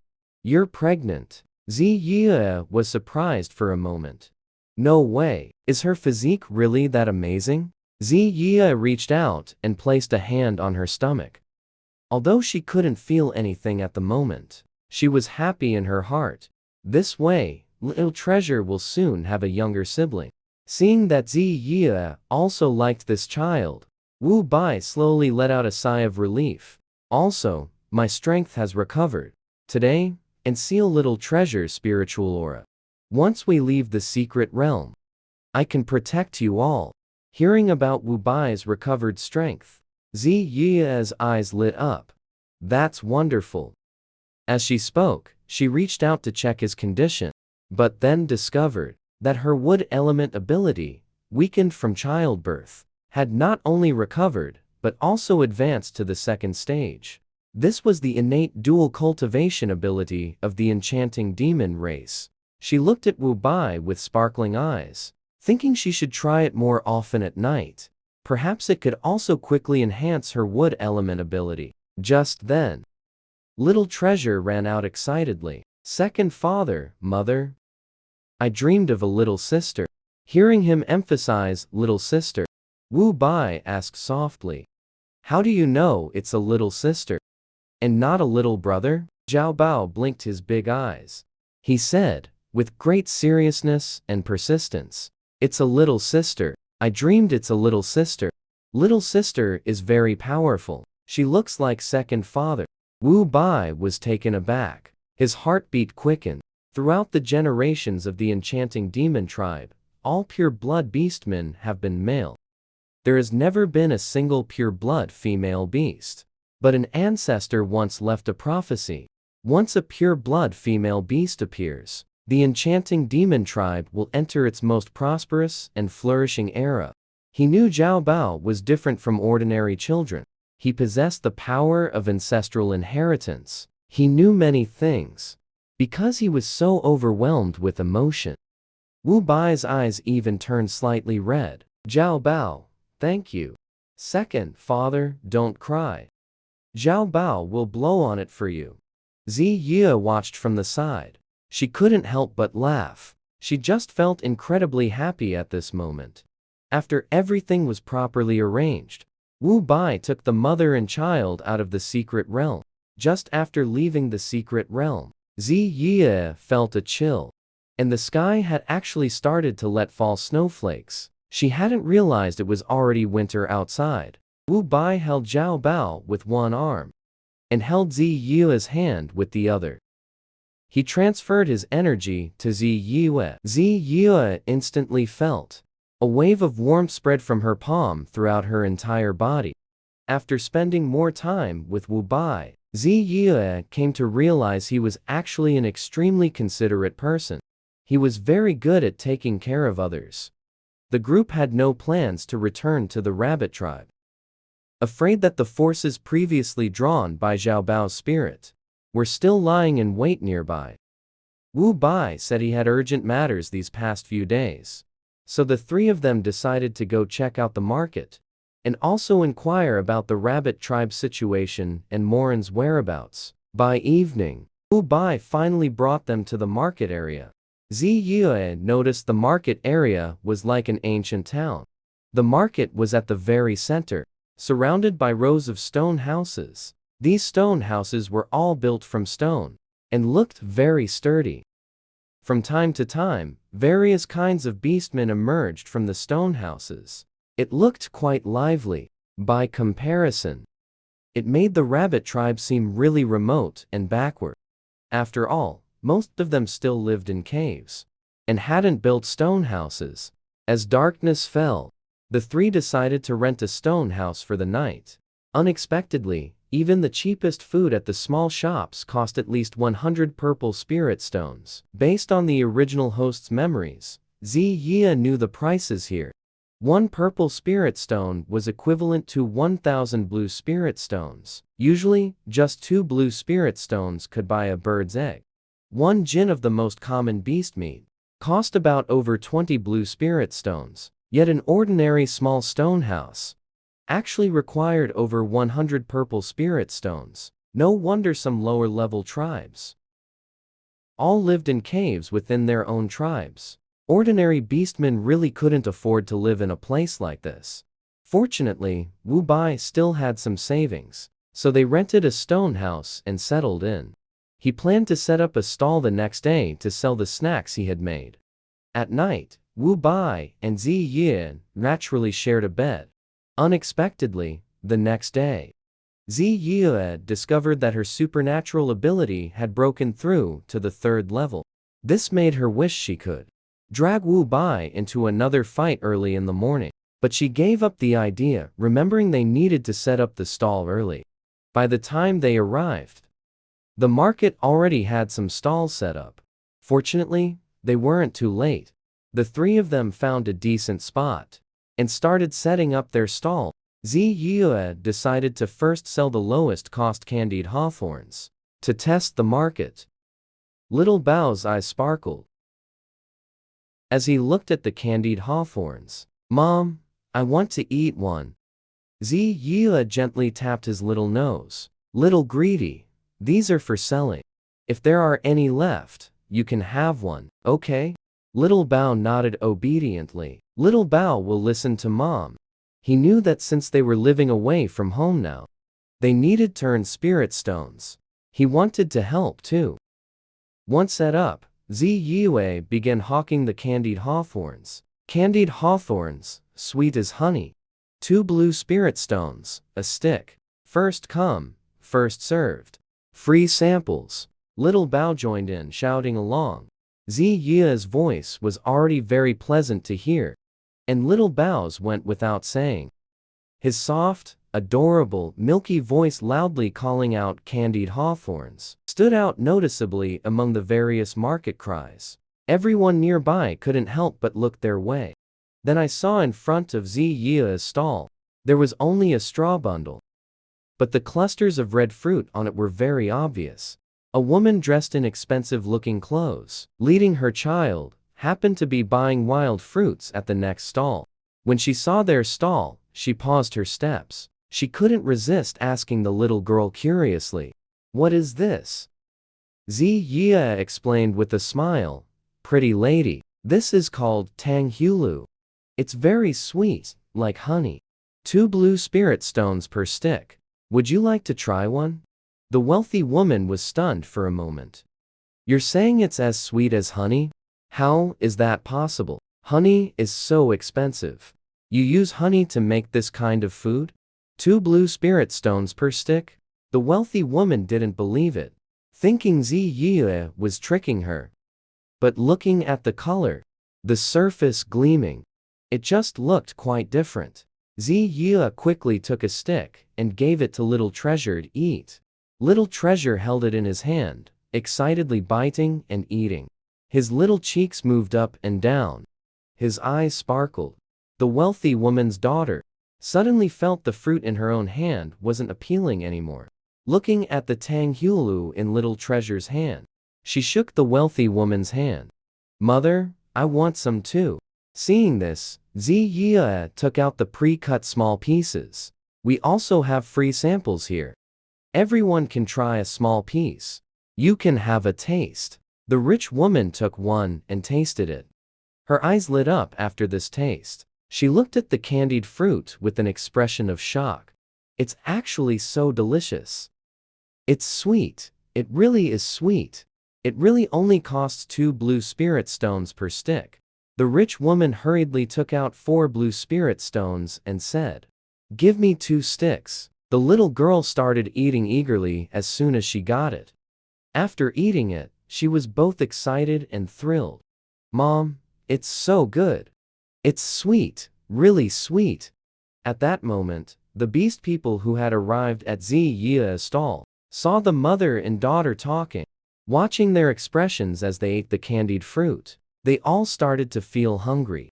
They actually couldn't resist wanting to try it too. Everyone calculated a bit. 2 blue spirit stones were indeed cheap.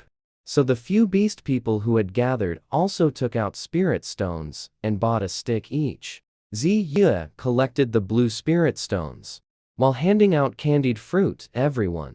Watching the blue spirit stones in the basket increase, Ziya felt quite excited. Indeed, the feeling of receiving money is truly joyful. Wu Bai felt sorry for Ziya, worried she couldn't handle the busyness alone. So he held Zhao Bao with one arm and used his other hand to help pass candied fruit to customers. A bear beast man watched everyone buying candied fruit and saying how delicious it was. He hesitated for a moment. He thought about buying 2 sticks to bring back for his wife and child. Can I buy it with items here? Ziya, seeing how cautious this bear beast man was, said, "What are you using to exchange?" The person took a gourd out of the cloth bag. "What do you think of this? If it's acceptable, I can bring more to exchange." Ziya's eyes lit up. This gourd is very large. It's definitely a good item. It can be used as a container. Deal, 6 of them. Here are 2 sticks of candied hawthorn for you. Okay. The male beastmen were somewhat excited. They hurriedly took out 6 candied hawthorns. Once someone started, others followed, bringing items to exchange. But Ziya didn't need some of the things, so she only accepted spirit stones. Probably because the candied hawthorn was delicious, and the feedback was good. Many beastmen came to buy. Over 100 sticks of candied hawthorn sold out in less than 2 hours. Ziya put away the blue spirit stones, planning to count how many there were in total when she got home. Right at that moment, someone cried out for help. "Su Ni, what's wrong with you? Don't scare me. Is there a shaman doctor? Please, someone save my wife." A crowd immediately gathered around. "What happened? She's not breathing. She's already dead. There's no way to save her." However, Ziya noticed that the woman lying on the ground was only in shock, not truly dead. The leopard beastman was crying heartbrokenly. "Su Ni, my wife. Don't leave us." Ziya originally didn't want to get involved, but hearing the leopard beastman's desperate cries, she thought of Morin and Wu Bai. Her expression shifted slightly. She quickly walked over. She said sharply, "If you want her to live, then step aside first." Tears were still hanging on the leopard beastman's eyes. Hearing this, his despairing face instantly showed joy. He scrambled out of the way. Ziya quickly pressed on several acupoints on Sunai's body. Then she silently channeled some wood element supernatural power. By now, many beastmen had gathered around. Everyone was crowding in to watch the spectacle. "No way. She's still trying to save someone who's already dead." "Exactly. Is this female beastman a witch doctor? It looks like she's just putting on an act." Just as everyone held no hope, and even thought Ziya was going to unnecessary trouble, Su Ni on the ground suddenly slowly opened her eyes, and she started breathing. Everyone was instantly dumbfounded. "What? She's alive? She's actually alive? Is it real? Am I seeing things? Turning a dead person into a living one. She really is a witch doctor. Her medical skills are incredible." Seeing his wife awake, the leopard beastman was so excited, he rushed forward and hugged Su Ni tightly, sobbing, "Wife, you came back to life. You're okay. Thank goodness."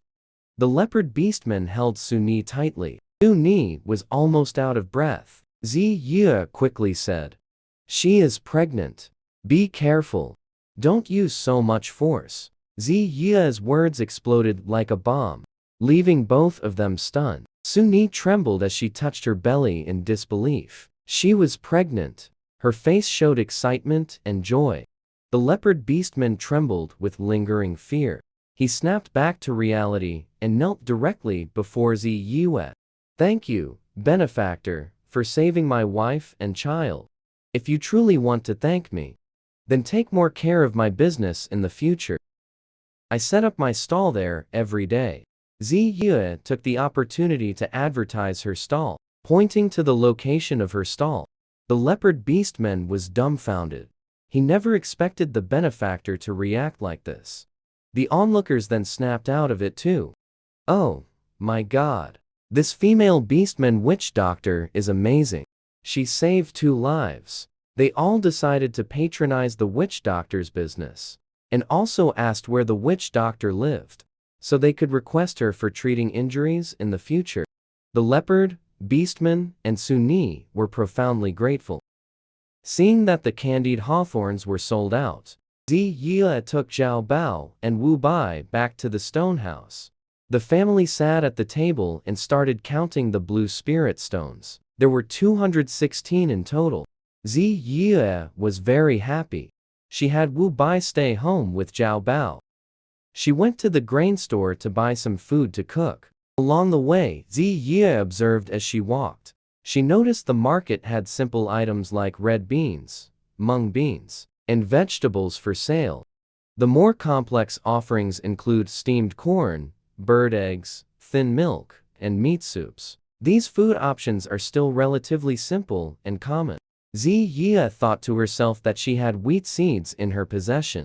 If she used wheat to make pastries or noodles, the business would surely thrive. She wanted to establish her own shops across the entire Beast World continent, using these shops as threads to build an intelligence network covering the entire Beast World continent. She also needed substantial funds to cultivate her own influence, to destroy the powerful force behind the succubus tribe. What exactly is this force? She must investigate and find out. Also, she and Wu Bai's child must be protected at all costs. Furthermore, if she had an intelligence network to gather information, she wouldn't be left in the dark about Morin's situation until now. Thinking of Morin, Ziyue's expression turned somewhat downcast. While lost in thought, she arrived at the grain store. Just as she was about to go in and take a look, she suddenly spotted a familiar figure. Ziyue's gaze trembled intensely. Morin. Ziyue's heartstrings throbbed violently. It felt like she hadn't seen Morin for a very long time. Claiming she didn't care or miss him would be a lie. Watching his figure about to disappear into the crowd, without overthinking, Ziyue quickly ran towards his figure, chasing swiftly while calling out Morin's name. As if hearing the voice, the figure turned around. He glanced at Ziyue, his eyes cold and unfamiliar. Ziyue met his gaze. His footsteps faltered. He could only watch helplessly as the figure turned and left again. By the time Ziyue regained his composure, he realized he had run to some unknown place. This was another desolate street. There wasn't a soul on the street. Just then, Dark Shadow charged straight towards Ziyue. Before Ziyue could make a move, a pleasant voice suddenly rang out in the air. It was as if someone was chanting some beautiful melody. Then, from the direction of the voice, a sharp blue light radiated out, carrying the intent of a sword's edge to kill. It directly slashed that dark shadow away. With a thud, the dark shadow fell to the ground, vomiting blood. It was clear he was seriously injured. Soon, he could no longer maintain his form, and reverted to his true body, Snow Wolf Beast. Only, its fur wasn't pure enough. Appearing somewhat grayish, Ziyue's expression changed. "You're from the Snow Wolf tribe. You just tried to kill me." The Snow Wolf Beast snorted coldly. "You despicable, low-class rabbit beast. How dare you have designs on our Snow Wolf King? You deserve to die." Hearing this, Ziyue understood something. "Someone in the Snow Wolf tribe wants me dead," the Snow Wolf Beast said with a fierce voice. "Our king is a pure-blooded Snow Wolf Beast.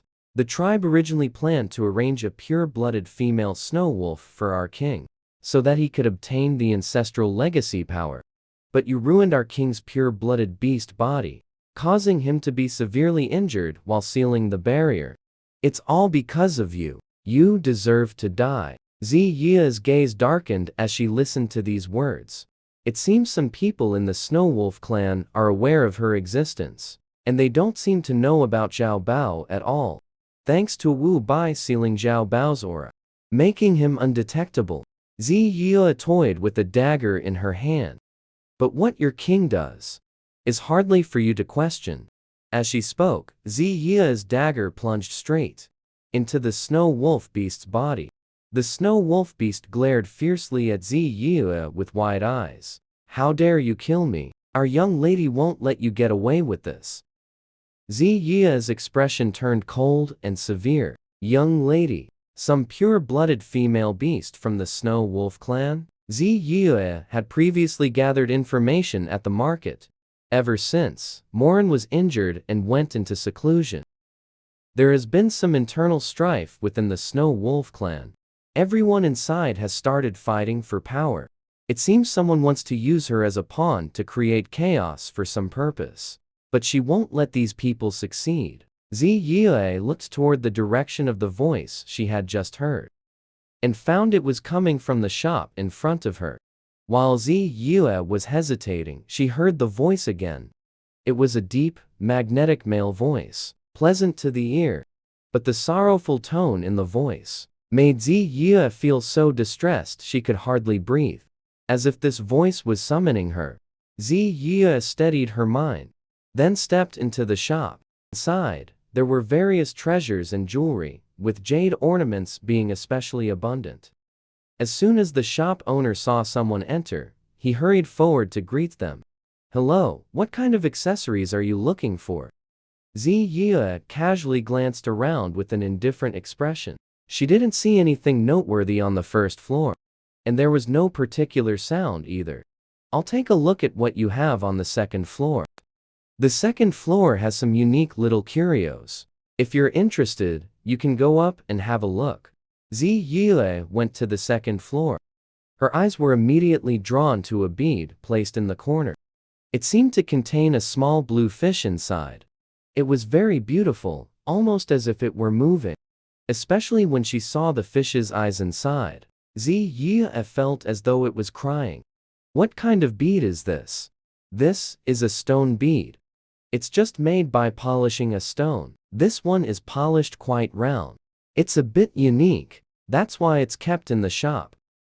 The shop owner looked at the bead with an expression of complete indifference. Because it really was inconspicuous, Zi Yue, puzzled by the owner's reaction, asked, Can't you see what's inside this bead? Hearing this, the owner was somewhat confused.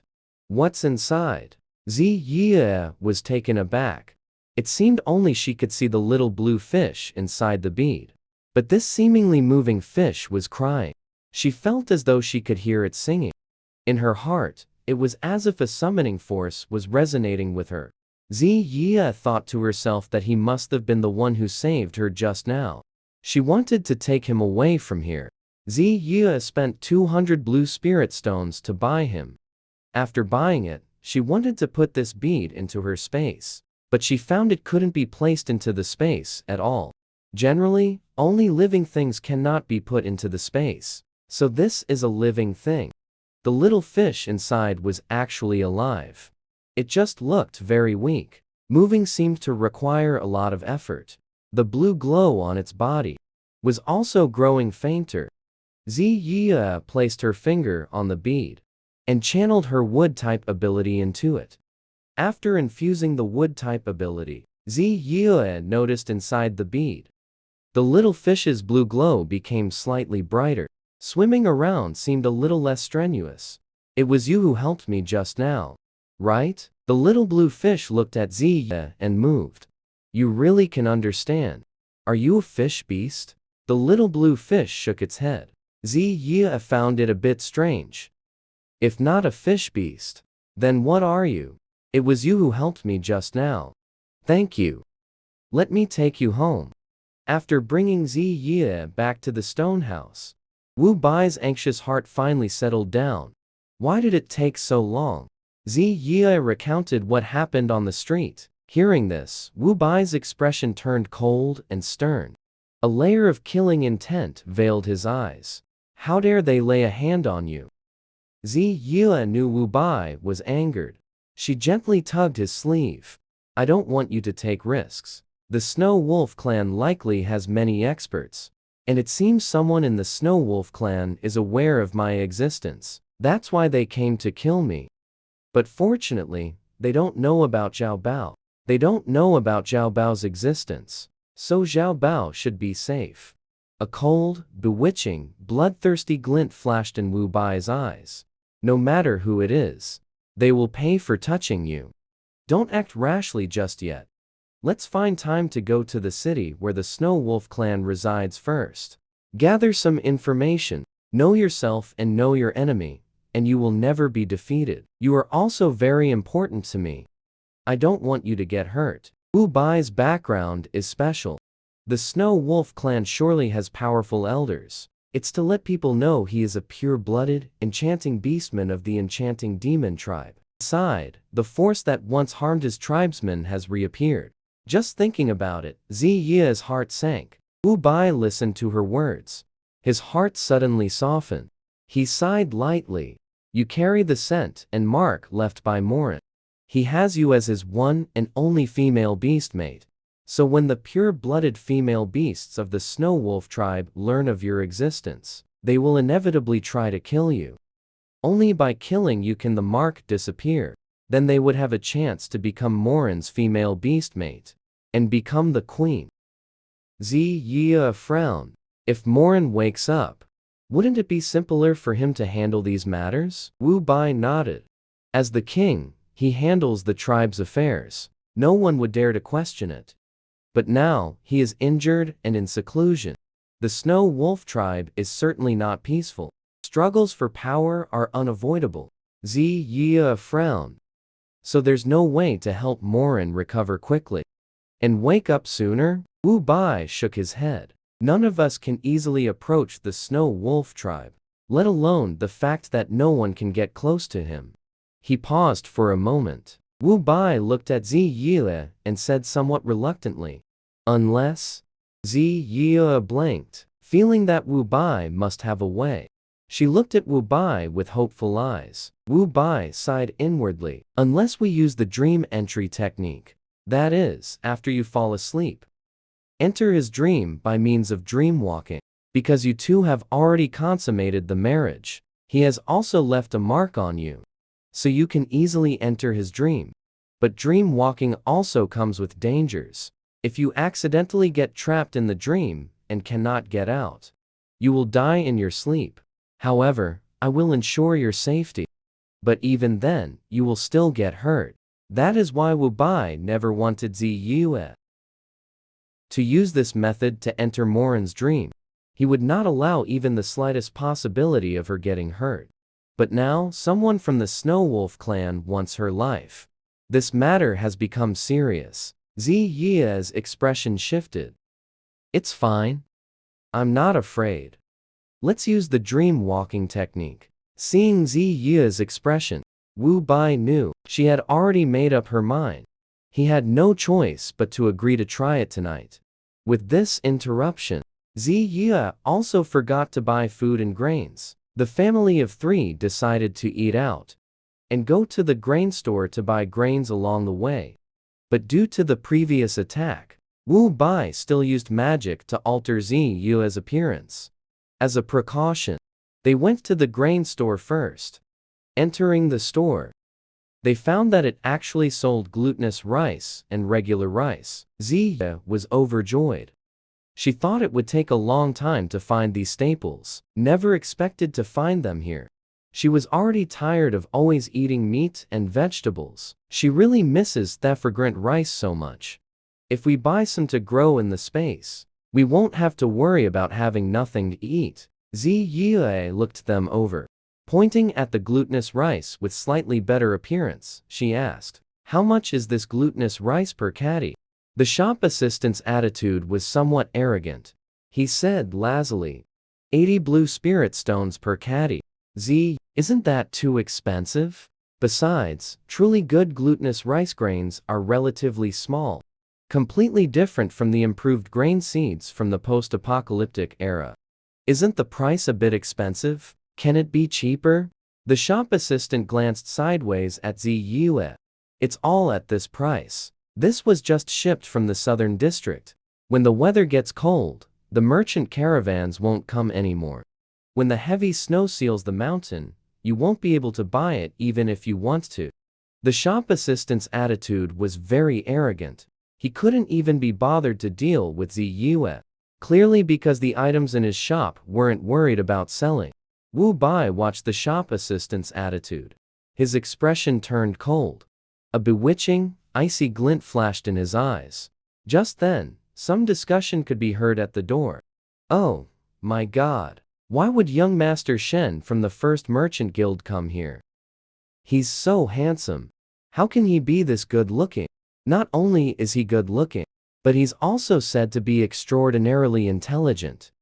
It's a pity he's been frail and sickly since childhood. Countless witch doctors couldn't help him. Then why isn't he resting properly at home? What is he doing out? I don't know. He must be here to inspect the shop, right? Before they could hear more, they saw an exquisitely handsome man, gentle as jade, slowly walk in. When Shen Yunshu entered, he saw Ziyue and the other two. He saw through the concealment technique at a glance. He clearly saw Ziyue's appearance. He also saw her belly. He looked away after just a moment. But his mind was shaken. No one knew what he was thinking at that moment. The shop assistant hurried forward to greet him. Young master, please be careful. Afraid that something might happen to the young master in the shop. Even if he had 9 lives, it wouldn't be enough to make up for it. Shen Yunshu waved his hand. It's fine. Since there are guests in the shop, you go ahead and entertain the guests first. The shop assistant dared not disobey the eldest young master's words. He hurriedly came forward to attend to Ziyue. Ziyue also wanted to quickly buy the items, and then go back to use her spatial ability to plant these crops. So she didn't haggle over the price anymore. Give me 1 caddy each of glutinous rice and regular rice. She also bought red beans and mung beans. Wu Bai paid the spirit stones and then stored the grains using his spatial ring. Holding Zhao Bao and leading Ziyue by the hand, he left the shop. After walking out of the shop, Ziyue looked at Wu Bai. I want to use these to make some pastries. What kind of filling do you like in your pastries? We'll make them when we get back. I like any food that you make. Wu Bai was very content with his current life. Every day, he would look forward to the next day's arrival. Zhao Bao pouted. Mother, I want to eat some too. Ziyue was amused by him. She couldn't help but pinch his little cheek. All right, you little foodie. Meanwhile, Shen Yunshu, who was still inside the shop, watched their figures, listening to their warm conversation. His expression softened slightly, moved. The shop assistant couldn't help but feel envious too. That female beast is really good to her beast husband and child. But they are just an ordinary female beast's family. Everything about them is completely ordinary and unremarkable. Little did he know, he couldn't see through the concealment spell. Among those present, only Shen Yunshu possessed 9th tier strength. That's why he alone could see through the concealment spell. He toyed with the jade ring in his hand. He possessed a spatial ring. He is certainly no ordinary ORC. And that female rabbit beast. Thinking of this, Shen Yunshu waved his hand. Go investigate this family for me.